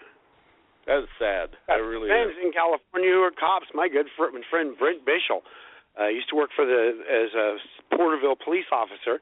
Has now gone out to a correctional facility. He just really got tired of all the politics in the police department of that little town and the insanities that were actually going on. But yeah, he cannot carry a weapon if he's off duty. And that's just insanity. But it just goes to show, and Barbara Boxer said not too long ago, gun control works. We've proved it in California. Yeah, you proved it. You proved that it doesn't work. If it works so well. If it works. Go ahead. I'm sorry. I didn't mean to. I think that we're winning this. Mm-hmm. I think Barack Obama would like to see chaos. But there are statistics that twice as many people now, since 2003, own weapons. There's twice as many weapons that are legally bought. The American people are arming themselves. Gun control regulations have been being deregulated, and gun crime has dropped significantly over the last decade. Mm-hmm. So we know what works. You know, Gary? Exactly. And I was just going to say, I mean, if these gun-free zones are such great places, then why is the White House armed up to like a fortress? You wouldn't get a half mile there. And look at Barbara Boxer. We're just talking. I bet she has bodyguards are armed up, just armed up with probably semi-automatic or maybe even full automatic weapons. I mean, she isn't going to be out there with no bodyguards. They're not going to surrender their rights. It's just us that they want us to give up, I see. It's people like that. I wish you could get a camera in front of their face and ask, "Do you have guns in your home?" Well, remember I was telling you about a couple liberal celebrities. I asked them. They go into the debate about gun control, and I usually end the debate by just saying, I said, "Do you have armed bodyguards to protect you?" And that stops it right there. Usually I get blocked afterwards, but it ends the debate. So. A cousin of mine, he used to be a bodyguard for a lot of celebrities, and of course he'd tell us about North Dakota. He told about our family, and anyway, he told them I like to shoot, and a couple of them wanted to see my gun collection. But I don't know if you heard of. I know you heard of Patrick Swayze, but he was a real good friend of Doug. Doug is the guy's name, and and he had, unfortunately, he got sick and he passed away, but. He was going to come up and bring him up here and show him my gun collection because I have quite an exotic gun collection, and but after he was telling about me, he said to me, "Oh, they all want to meet you," and I said, "Well, right now," I said, "I don't feel too loved. About 25, 30 of them got me blocked. They don't want nothing to do with me." So anyway, I mean, last time I saw him anyway, but anyway. I'll pass it over to you again there. So. Okay. Well, and Jennifer, I want to bring you back in on this because it really is. We've got examples. It's really getting blatant. It really is. 30 years ago, it wasn't so blatant, but it's really blatant today. You can look at California. You can look at Detroit. You can look at Chicago. You can look at New York. You can look at Miami. And you can see that the direction that the left will take us. You can look at Europe. You can look at the Eastern Bloc countries who have seen it and are coming back this direction. In Great Britain, you can't even sing "I'm Being Swallowed by a Boa Constrictor." You know that because it goes against animal rights. Songs that degrade animals are against the law in Great Britain. They took a step too far. They found out it burned them, and they're on their way back. You can take places like Alabama and Texas and North Dakota and different places in the country where you can see that God is still respected, and you can see the results of that. And you can take Alabama 7 and show what happens when the government just regulates the living daylights out of everything so nobody's doing anything. You can see that. These things are the pieces of our argument that we need to be throwing to the people that don't ever pay attention to what's going on. Because the left loses them in this very tries-to-be complicated argument. And we've got the basic truths. And we've got the examples to back it up. I'll tell you, I would be very tempted to move back up to the north end of the United States along there for a lot of reasons. The snow keeps me from even thinking about it. If I could get the weather I got down here up there, I would probably live in the northern United States. Some beautiful country, so on and so forth. But Jennifer, I want to bring you in on that because you and I have had this discussion a zillion times a zillion times, if not 2 zillion times. And there in the 7th District is some excellent illustrations that if the American people just saw it and really looked at it, they'd get it.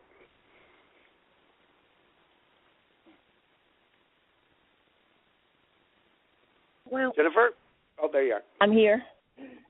Well, you know what I'll tell you? We got people here in the 7th District that are losing their jobs left and right. The coal miners are getting laid off left and right, you know, and they want some help. They're just trying to figure out. I mean, and this is just the current stuff that's happened with the, you know, the coal industry. And then we've had U.S. Steel, you know, and this is all District 7. And these are people's livelihoods, people that have grown up generation after generation with families, excuse me, that are in the coal industry, you know, and they just they didn't get any other education. They didn't get trained in anything else. Now all of a sudden, you know, we've got a minimum of 400 people getting laid off in an area, and it's right here in Christmas time, you know, and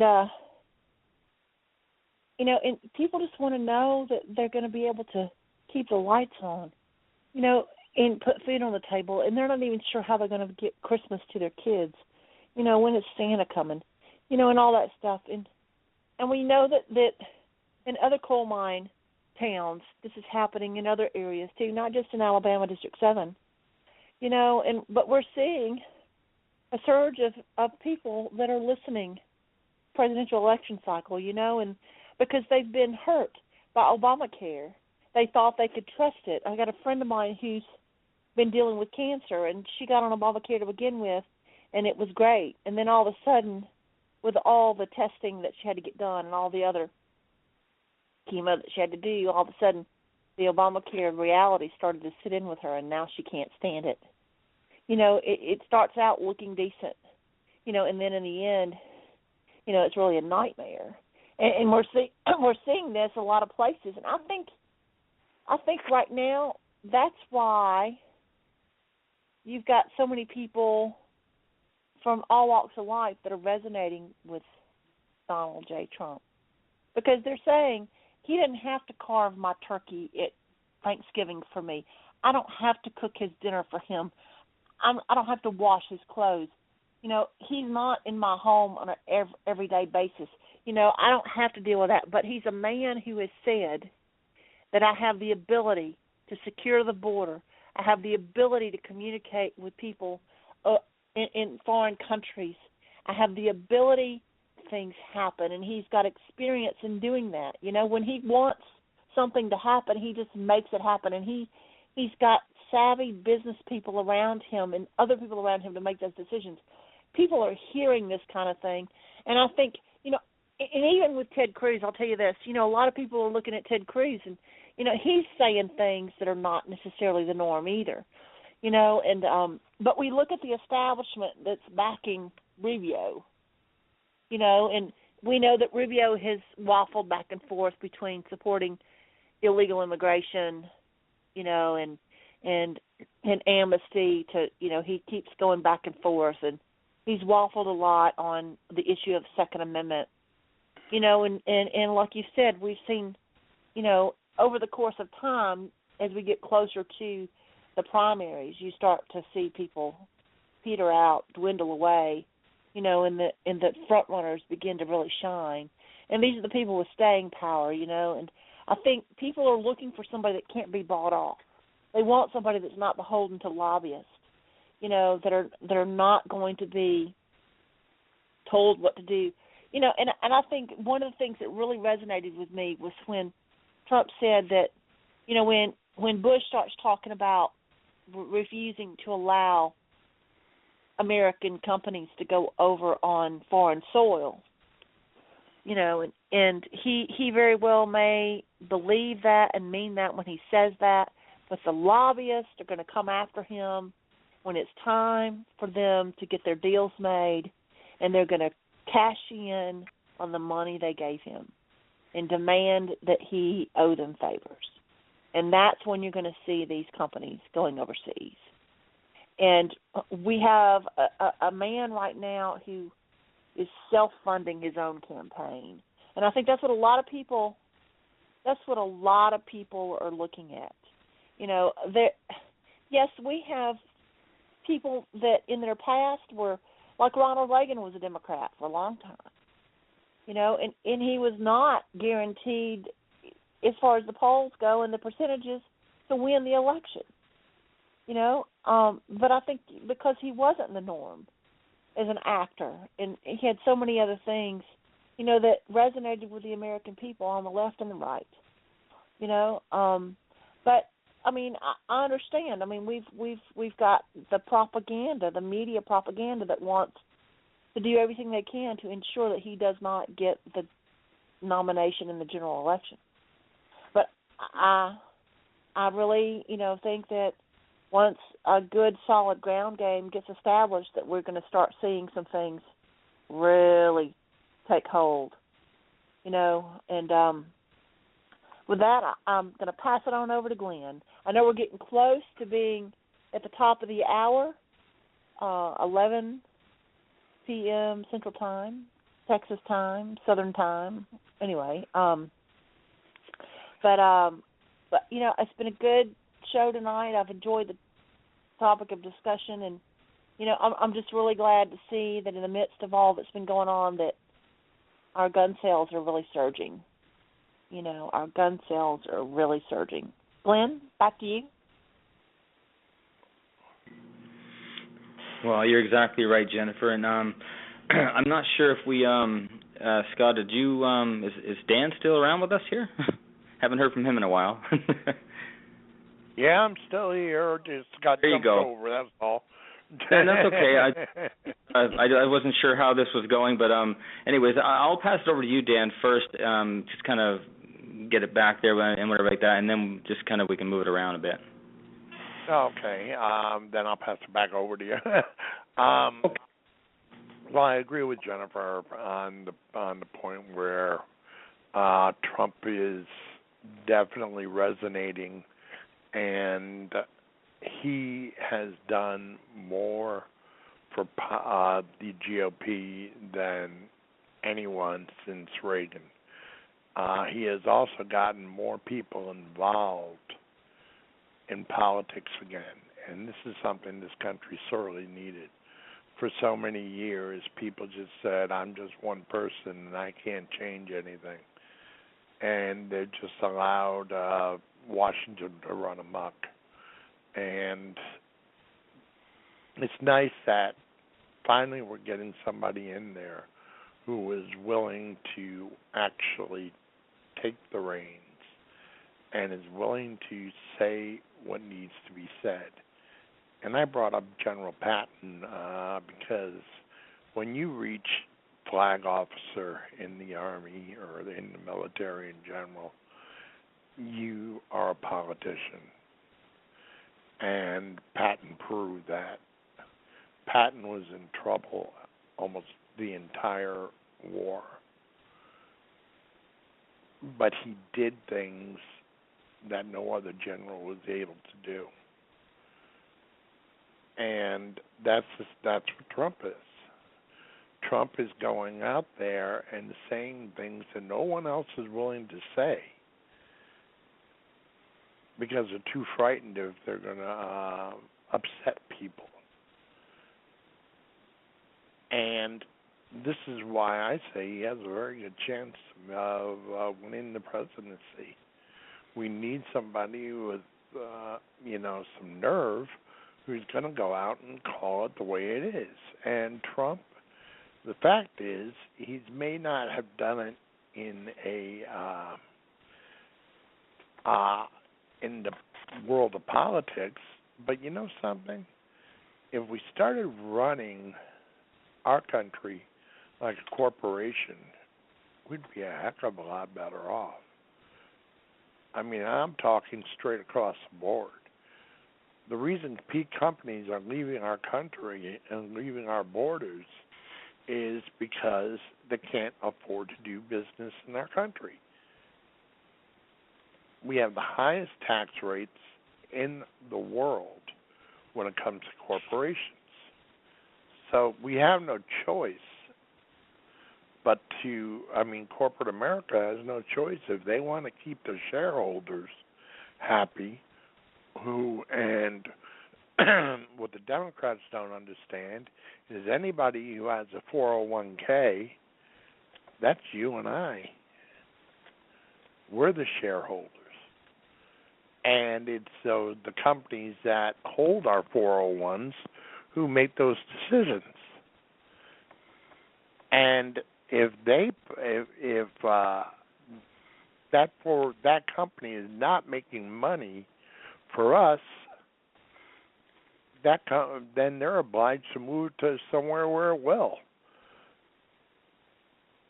So, corporate America does not want to move abroad, but they have no choice.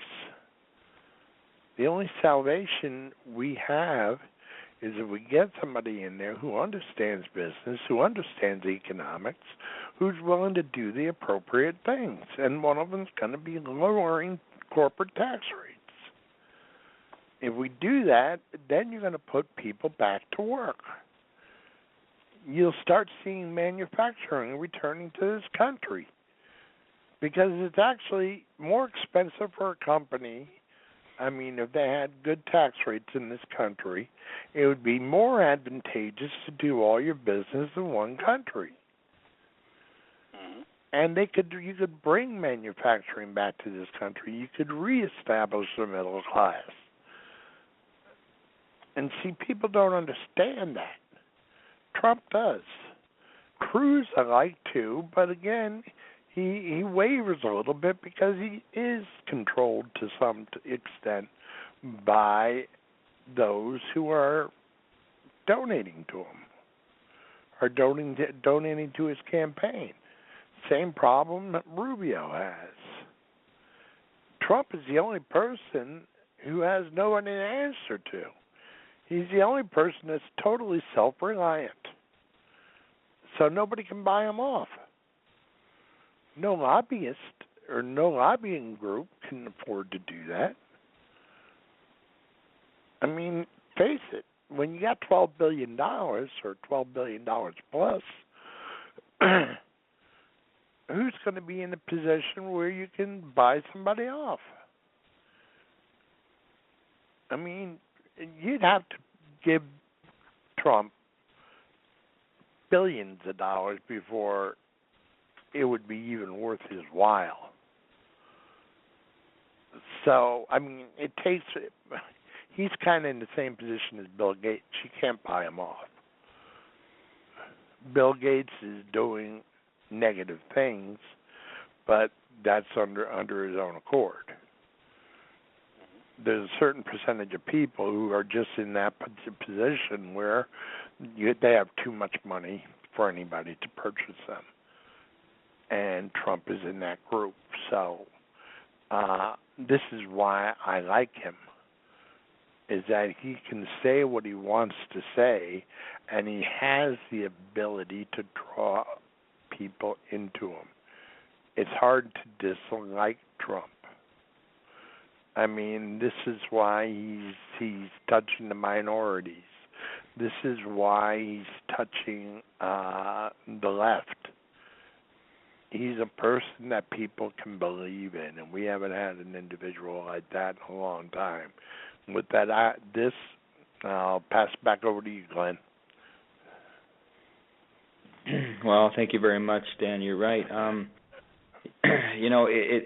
It's what it comes down to, is Donald Trump himself is working for the people. He's saying what everyone or big majority of what people have been thinking, have been wanting to say, and not been able to really say it because of them being feared or whatever. And he's waking people up. He's the silent majority is not silent anymore to a great extent. He's moved Democrats over from the liberals and Democrats over to his campaign, his way of thinking, not way of thinking, but just they got someone that that actually is thinking the way they are.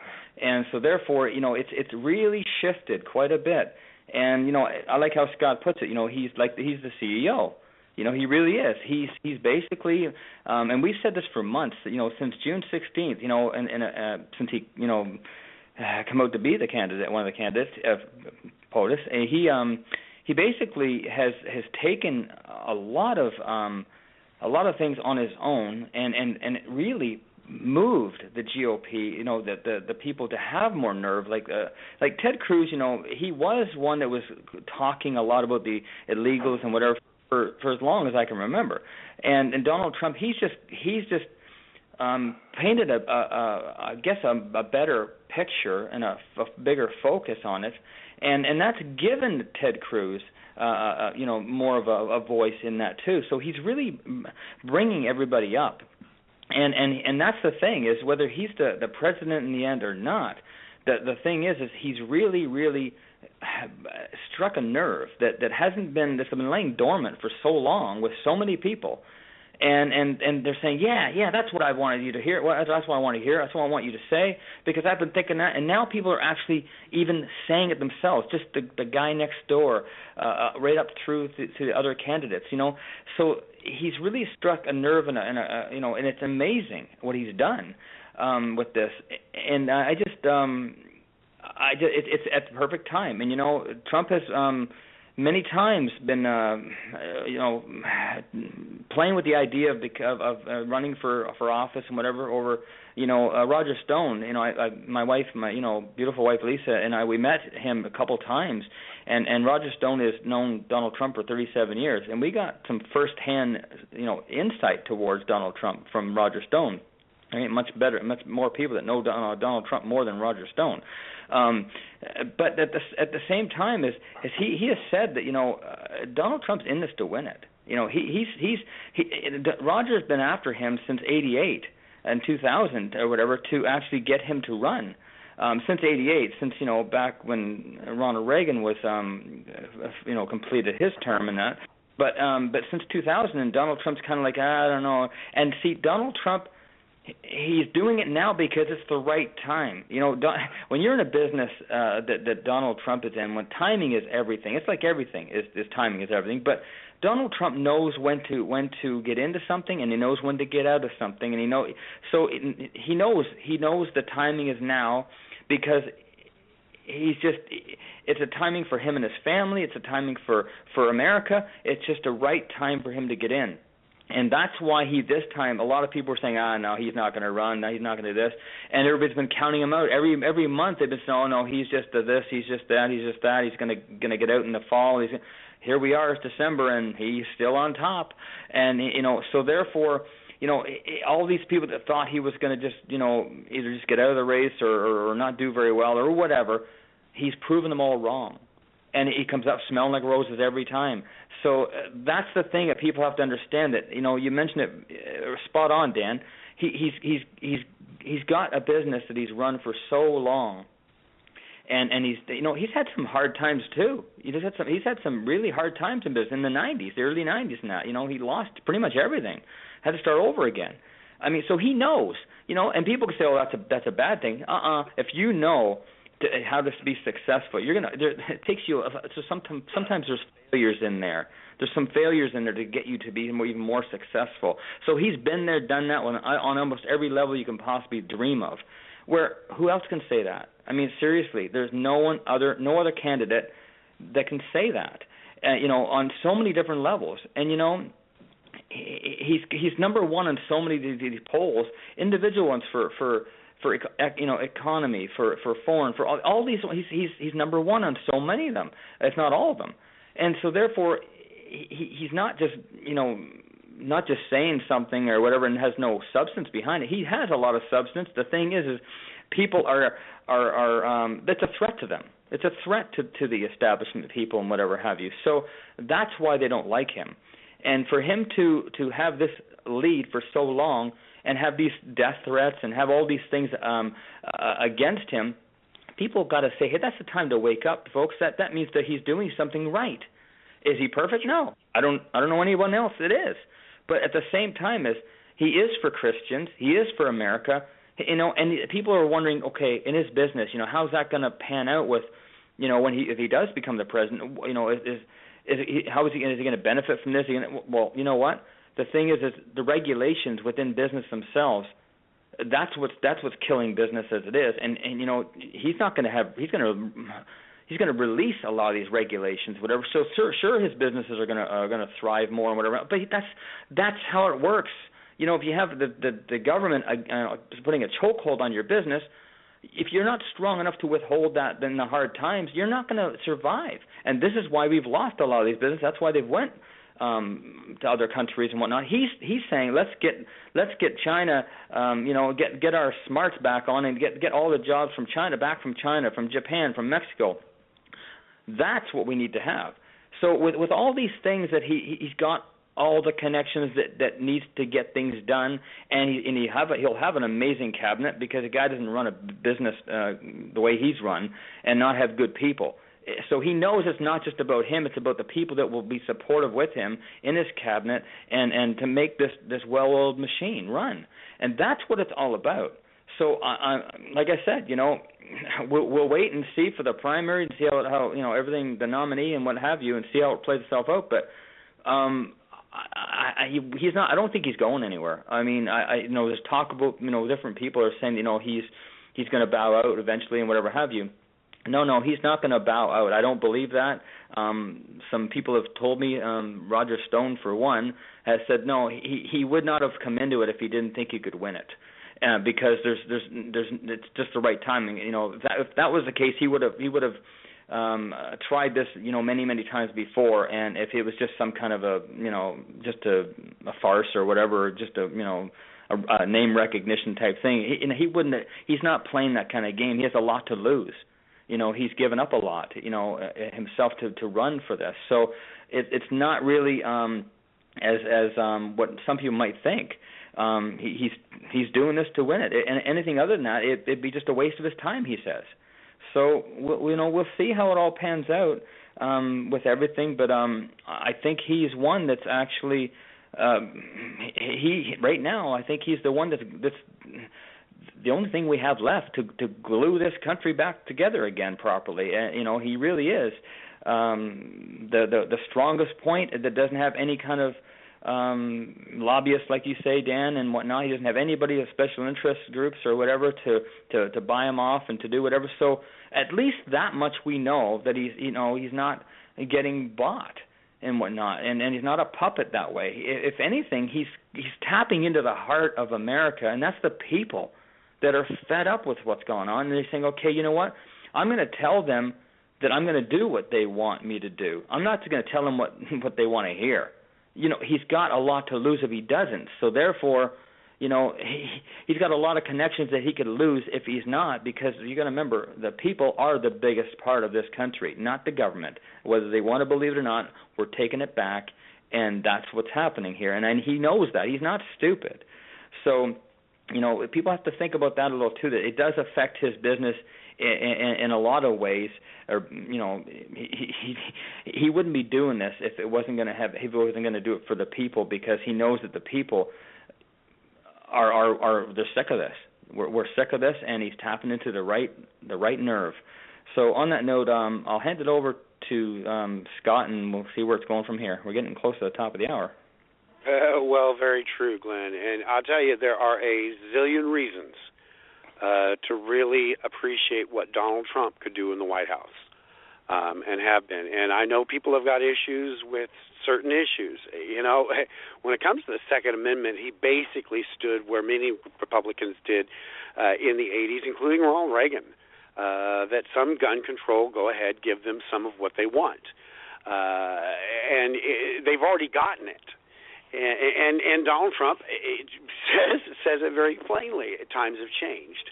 I don't believe in any gun control.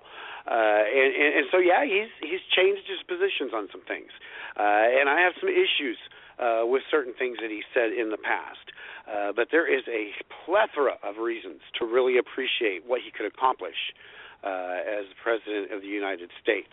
And I really believe we're going to have a different primary season this time than we've ever had.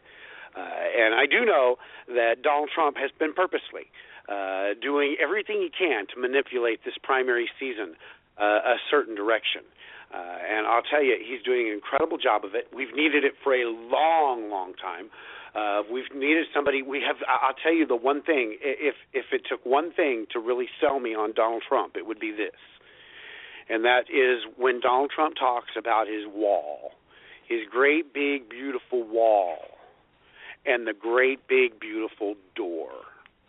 Donald Trump is the first candidate in years I've been saying, talk about the door. You don't just talk about the wall. You got to talk about the fact that you want good immigrants to come in like we always have. We're an immigrant nation. That's what the Statue of Liberty is all about. Make it patriotic. And Donald Trump's the only one talking about the door, the great, big, beautiful door. And I'll tell you, he's laying out the message of the Republican primary season, and he's having a great, incredible impact. It's going to be interesting to see. We got Christmas. Everything's going to be really kind of slowed down. Everybody's going home, and the campaigns are suspending for Christmas time. A lot of things that they do. But January, February, and March are going to be coming up, and it's going to be the race towards those caucus states and those primary states. And we're going to see a lot of change over the next 3 months. What happens to Ben Carson? Where does he go? What happens with this Rubio and Cruz fight as they're moving up and passing Carson? What happens between them and Donald Trump? I'll tell you, so far, Donald Trump has been very, very good at throwing snowballs when he needed to throw snowballs and cooperating with when he needed to cooperate with.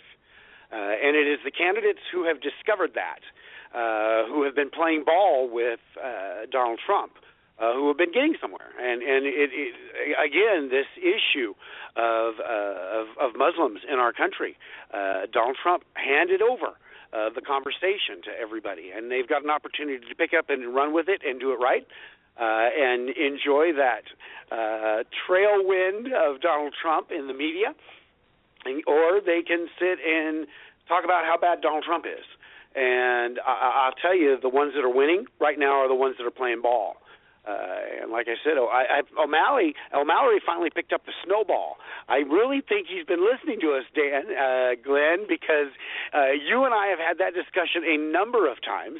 And I've always mentioned that O'Malley, he didn't pick up that snowball, and he had an opportunity to really make some name recognition, and he didn't do it. And he did it this last week, and we'll see what happens. The primary, the Democrats really let the primary go far enough past that things are pretty settled right now. Somebody coming in at this point in a primary season is just hard. It can be done, but it's very, very hard. So it's going to be interesting to watch it as it goes out. We will be talking about all of it here on Contending for Truth Radio. I know we've got to be getting to the point where, well, no, I won't hear. We might even be past that point. I don't even know what time it is. If Margaret Thatcher doesn't start talking to me in my ear, I just keep going. I think Margaret Thatcher's already talked to you, hasn't she, Dan? Dan there? Hello? I'm you here. Might be on mute. I forgot the damn mute. She is said all she's going to say for the night until we get cut off at 3 or at 1. Or right 1 on. We got rid of Margaret Thatcher then, right? Yep, she's now gone. We can party. She's been pestering us since the beginning of the show, but she's finally gone to bed. Yay! Well, most of our people listen in archive anyway, so. That's right. They do. So if you're in the archive right now, you're listening. You're not listening live because we want to appreciate the people that have listened this far for sure. I want to mention who Margaret Thatcher is so our listeners don't just think we went off the deep moment we went offline. As you call into the show on the host number, when you're in the queue in the beginning before the show starts, you hear this British woman who does this countdown for you every minute in the green room, and then at the end of the show, she counts down 90, 60, and 30 seconds before the show is out. And she's kind of British, so we've coined her Margaret Thatcher. And she directs us, but she's not going to pester us the rest of the night, I don't think. She gets really rude at the end of the night. After you've gone into archive, she doesn't come back and say anything. She just pulls the plug. Like the mom that walks in the door at 11 o'clock and the kid's still playing the video game, and she walks over to the plug and just unplugs it and turns around and walks back out. Margaret Thatcher is a no-nonsense kind of lady running our blog talk for us. Yeah, that's for sure. I mean, come an hour from now, she'll just and that's it. That's it. Right. Sometimes at 45 minutes. I think we're supposed to get an hour, but there's been times when it's glitched in the past and cut it off at 45 minutes and at a half an hour. Sometimes, man, she just has enough and she just pulls the plug. I guess she gets tired and wants to go to bed. We're going to continue to have great conversations in the future. Yeah. You can catch Dan and Glenn and I, or possibly just Dan and Glenn, and Gary on Saturdays, the Saturday Symposium. I haven't quite yet got back to normal, and in the next 2 weeks, the last 2 weeks of our annual passes, so you might be on in the next couple of weeks running it yourself. But you guys are doing great. You don't need me. You're having a great time. But you can catch it talking about politics and all of this stuff then. Man, I just really think it's going to be a fascinating 2016. If we look back, and we can keep going if you want, but when you look back at a year ago and before, what we talked about when we discussed the 2016 election was that we pretty much knew Jeb Bush was going to be thrown at us. And Hillary Clinton. And, Jeb Bush he can't get any lower. Man, he's been this low in the polls. And he's had a bad time all the way through. But he's in really big trouble. Hillary Clinton looks like she could win that primary. And if she is, she will be formidable. But, she's got a lot of year to make it through. And I'll tell you, Bernie Sanders is their Ron Paul, and man, he's going to give them fits. Rodney and I talked about that on the radio yesterday, and Rodney kind of doesn't think that the Democrats are going to be quite like the Ron Paul people, and I don't think so either. I think that the numbers will be less, but you're going to have a lot of Bernie Sanders people that if Hillary Clinton wins that, are going to be Ron Paul mentality, I'm not going to play this game anymore. And so it's going to be interesting as we go forward. But we've got some great shows like that. We'll talk about stuff like that this next Saturday. We've got Monday Conover, me and Rodney Lee Conover. Guys, I think before I left on vacation, we were supposed to have John Stevens, the author of the book, The Sissification of America. Good friend. He's been on our shows before. I have good communication with him on a pretty regular basis. Great guy, teacher out in the San Bernardino area. And we're going to have him on. I think we were supposed to have him on tonight. I think we kind of tentatively planned that before I went on vacation, and I think I was off a week. Anyways, but we'll hopefully maybe have him on next week. And so with that, I'm going to pass it around. You guys have anything else to say? We don't have to hang up if we don't want to hang up. I don't care. I mean, go ahead, Gary, and then I'll take it. Well, I just want to say I really enjoyed tonight, and it was nice visiting with all of you. And you guys are talking about coming up to the Dakotas. I tell you what, you come to Jamestown, that's where the wife and me are from. We'll take you guys out for a nice meal. How's that sound? Oh, it sounds wonderful as long as it's summer. Yeah, it'll be summertime. I'm there. It's beautiful up here in the summer. So anyway, I'll pass it to the next guy. Okay, girl, that's me. or gal. And I mean, I agree. I would love to see North Dakota. I've never seen the Dakotas. It's been the one part of the country I've never been, and I'd love to go up there and look at the Badlands and see where they get all the dinosaur digs and all that stuff. There's a lot I'm interested up there, so it's on my to-do list. So I definitely am going to be up there to visit you someday. I'm not sure exactly when, but I'm promised I'm going to get an RV and I'm going to do a tour of the nation, Barb and I, and so I'll be up there for sure. And what I agree that this coming 2016 election is going to change politics,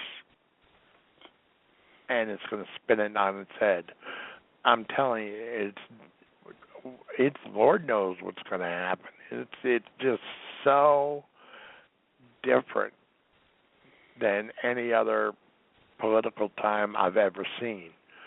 And I've been around here for pretty darn close to 60 years, and I have been alive since the Eisenhower administration. Oh, God, I hate to admit it, but I'm getting old. But tell me you don't remember Washington. Oh, yeah, Are you sure good friend. Washington? Yeah, he made some good booze. He'd be known as a moonshiner today, but... Dan, you're just so good at this history. I've just always figured you were there. I feel like it sometimes, trust me. But, Donald has brought so much greatness back into this country because it's brought politics back to the people. And that's something we haven't seen in such a long time. It's so refreshing, and this is why it's resonating on the left, too. I mean, how many times have we sat back and said, oh, God, I got to vote for him, oh, geez. And we gag as we go to the voting booth, to vote for a person we really don't like. But we're doing it because for the party and for the principles that the Republican Party stands for. I don't like doing that. I'm sick of it. I'm sick of having to settle for a representative. And the GOP elite don't understand that. They don't understand that I'm sitting down here, and it's not that I didn't like Romney, but he was an establishment person, and he always will be. And same thing with Bush. He's establishment. All you're going to get is a repeat of what you did from Bush 2. We've already been there. We've been there and done that. He is still pro-big government. He still is an advocate of Common Core. And there's a lot of things I don't like about him, and I don't see him recovering. At this point in the game, it's 4th and 30 right now for him. And I don't see him being able to rally. I don't care how much money he has behind him. Because people are sick of the establishment. And once the Republican establishment wakes up and finally starts smelling the coffee, we're going to continue, and we're just going to continue a downward spiral. So seeing a Trump in office as president, I wouldn't mind at all. And the next person to him is Cruz, but Cruz still is, has people supporting him economically. So he has some IOUs out there. this is why I'd like to see, to be honest, I'd love to see Trump Cruz ticket. And because Cruz would make a great vice president. And Trump is strong enough to be able to be the leader. And I would like to see Rubio as Secretary of State. Very few people are as strong as he is when it comes to foreign affairs. And even though he's an establishment type, in that position, he really couldn't do much damage. And he wouldn't have enough say in reducing the size of the government. I mean, right now, I just heard this on Fox News today. They have reports. There's government departments. One government department is studying whether or not pizza is addicting as cocaine. We have another group that's checking out whether or not people like certain beds.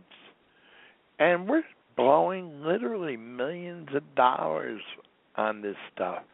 And the author of this book went through just like 15 different stupid programs we have. One was watching a shrimp run down a treadmill. And we spent something like $3 million on that. And $3 million doesn't sound like a lot of money, but when you add it up, just the 15 examples he gave was over $100 billion. And they said we're cutting our government. Well, guess what? Instead of taking away from our military, why don't we take these stupid programs? I don't care what a shrimp does. I mean, if it's running down a treadmill, I don't care how fast it can run. I mean, it's and I don't care about pizza. You know, if you like pizza, eat it. I mean, I don't need to spend $10 million on something stupid like that. You know, if we started cutting these absolutely insane programs, we could afford everything else we need, which is why we need to cut back on the size of government. Trump is smart enough to see that. And he understands that, you know, if we're going to run this, we got to get rid of the crazy stuff. And he could chop down our government in 2 terms down to a lean, mean fighting machine while not hurting anyone. And still keeping Medicaid and Medicare and Social Security running and all the social service programs that we need that for, you know, those who cannot work anymore or are too old. You know, we can keep all these programs just by getting rid of all this crap. And I hate to say it that way, but that's the fact. And Trump is the best person to do it because we know whatever he says is coming from his heart. And there's another thing I keep on looking at, is you can tell a lot about a man by the way his children are raised. And you want to find more respectful children. You'll never find more children more respectful than Donald Trump's, which means they've been raised as good Christians. They've been raised to respect other people. And that says a lot to me. Because, you know, we don't look at, oftentimes when we look at families, we're trying to break down and harm them. And I look at Donald Trump's kids, you know, and because he's been such a public figure, there's a lot you can say about a man by looking at their family. And same held true with Herman Cain. His family is wonderful. He raised them properly. He raised them in the church. And what Glenn said earlier, when you turn your back on God, what do you get? This mess. And Donald Trump is going to bring God back into this country. And when Donald said he was going to return Christmas, I stood up and applauded. Because I haven't been able to celebrate Christmas like I used to for years. And I'm looking forward to being able to go into the center of town and seeing all the nativity scenes and all the Christmas lights and all the wonderful things we remember as children that represent Christmas, goodwill to mankind, and everybody was getting along, and everybody said Merry Christmas, and it was a festive time of year. It was a wonderful time of year when we all really could just get into the spirit of things, the caroling, everything. God every year would really be the forefront, and it was wonderful. Then this political correctness messed it all up. We had one person said, I'm an atheist, therefore you guys can't show anything. Well, you know something? That didn't say it doesn't. The First Amendment doesn't say you have the right to dictate how I practice my belief. Yet the Supreme Court got bent out of shape, and the liberal Supreme Court messed everything up for us. And it's about time that we return things the way they should be. And it's about time that, something, that when a kid goes to school with an NRA T-shirt, great. If a kid goes to school with a Bible in his hand, well, God bless him. We shouldn't have principals, teachers, or whatever going out and telling us how bad we are, that we can't have a Bible class after school, while we allow another group to lay down their rugs. This is discrimination against our belief. And I'm not telling the Muslims who to believe. Whatever. I mean, if you don't want to believe in God, I can't do anything in that to change that. I can show you the light, and if you decide to close your eyes, that's your decision. God gave us the right of free choice. And I can do what I can, but if you're not going to listen, it's nothing I can do about that. I can't force you to believe in God. And let them, I guess they're an established religion, but when I look at it, I go back and in history, and since the 1200s, in the time of the Crusades, there's been a warlike faction of the Muslim belief. And they invaded in 1200, they invaded Europe all the way to Paris. And Pope Urban II knew that the very existence of Christianity was in danger. And that's why he called upon all the nobles in Europe to gather their forces together to drive the Muslims back beyond the Holy Land, so that Christianity could survive. And then let's fast forward to the late 1700s, when we first became a country. We're trying to make a little money because we're broke. And then we have Muslims out of Tripoli hijacking our ships, taking our merchant ships, they were selling off our crews as slaves, and they were taking our, if they couldn't use our ships, they sold it. And they kept on doing it. I mean, Thomas Jefferson tried to create a treaty with these people, and they were unsuccessful. So we were forced into the Barbary Wars, 1801 to 1805, and we got to the point where we had no choice but to send Marines over. And it is still, it is eulogized in the Marine hymn. So we've been fighting against these people since the very beginning of our country. And now they're back and doing the same darn thing.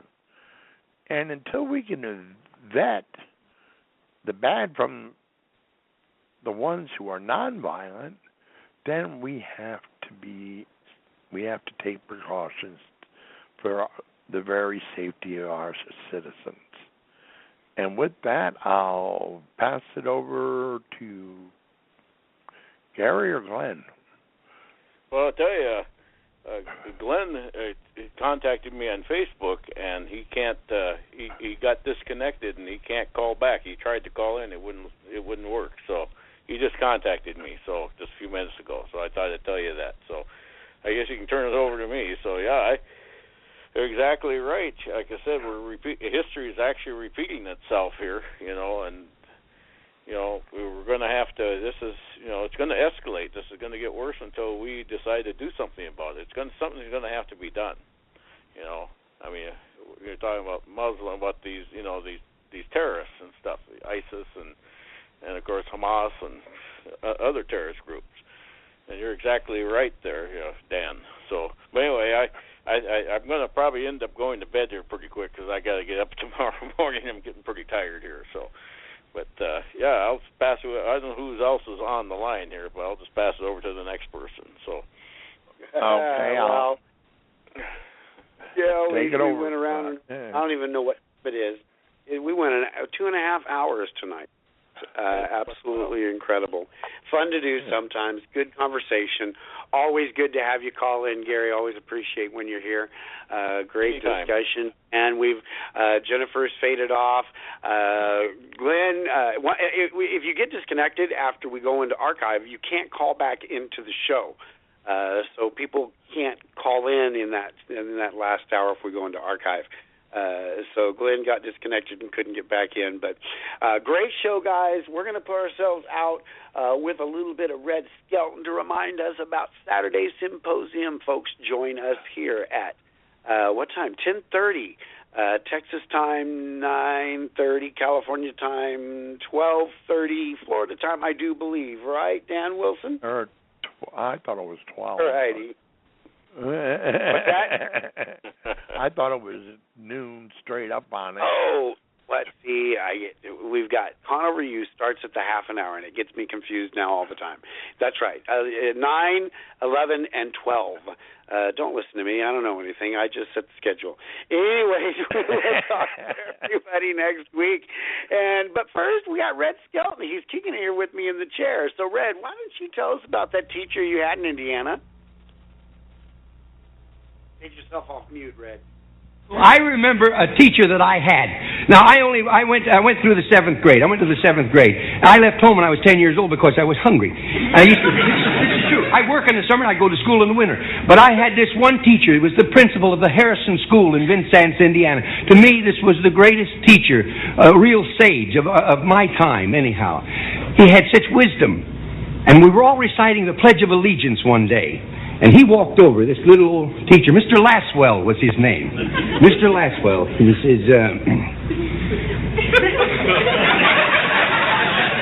says, I've been listening to you boys and girls recite the Pledge of Allegiance all semester, and it seems as though it's becoming monotonous to you. If I may I recite it and try to explain to you the meaning of each word. I, me, an individual, a committee of one, pledge. Dedicate all of my worldly goods to give without self-pity. Allegiance, my love and my devotion to the flag, our standard, Old Glory, a symbol of freedom. Wherever she waves, there's respect, because your loyalty has given her a dignity that shouts freedom is everybody's job. United. That means that we have all come together. States, individual communities that have united into 48 great states. 48 individual communities with pride and dignity and purpose. All divided with imaginary boundaries, yet united to a common purpose. And that's love for country. And to the Republic, a state in which sovereign power is invested in representatives chosen by the people to govern. And government is the people. And it's from the people to the leaders, not from the leaders to the people, for which it stands. One nation, meaning so blessed by God, indivisible, incapable of being divided, with liberty, which is freedom, the right of power to live one's own life without threats, fear, or some sort of retaliation.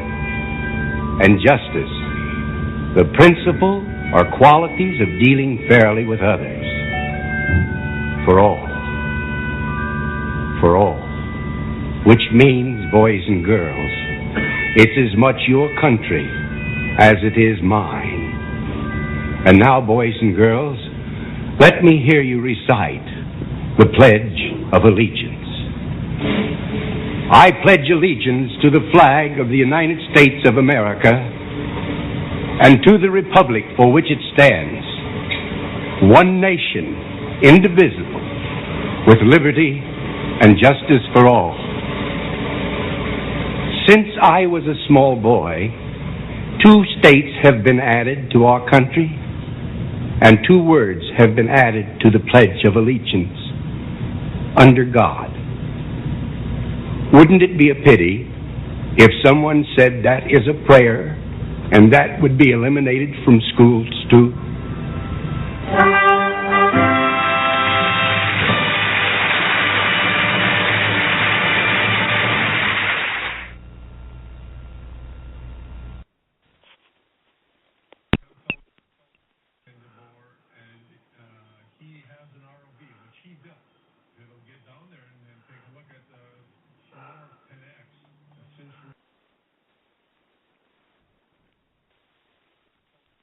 Any Tom, Dick, or Harry can tell you that Geico could save you money on car insurance. But since money talks, why not go straight to the source? Hey, Harry's Money here. And the day Harry went to Geico.com and switched his car insurance was the day I got to hang around. Finally, boys bonding, bada bing, bada boom. No wonder Geico has 97% customer satisfaction. Personally, I give him 100, but that's just my 2 cents.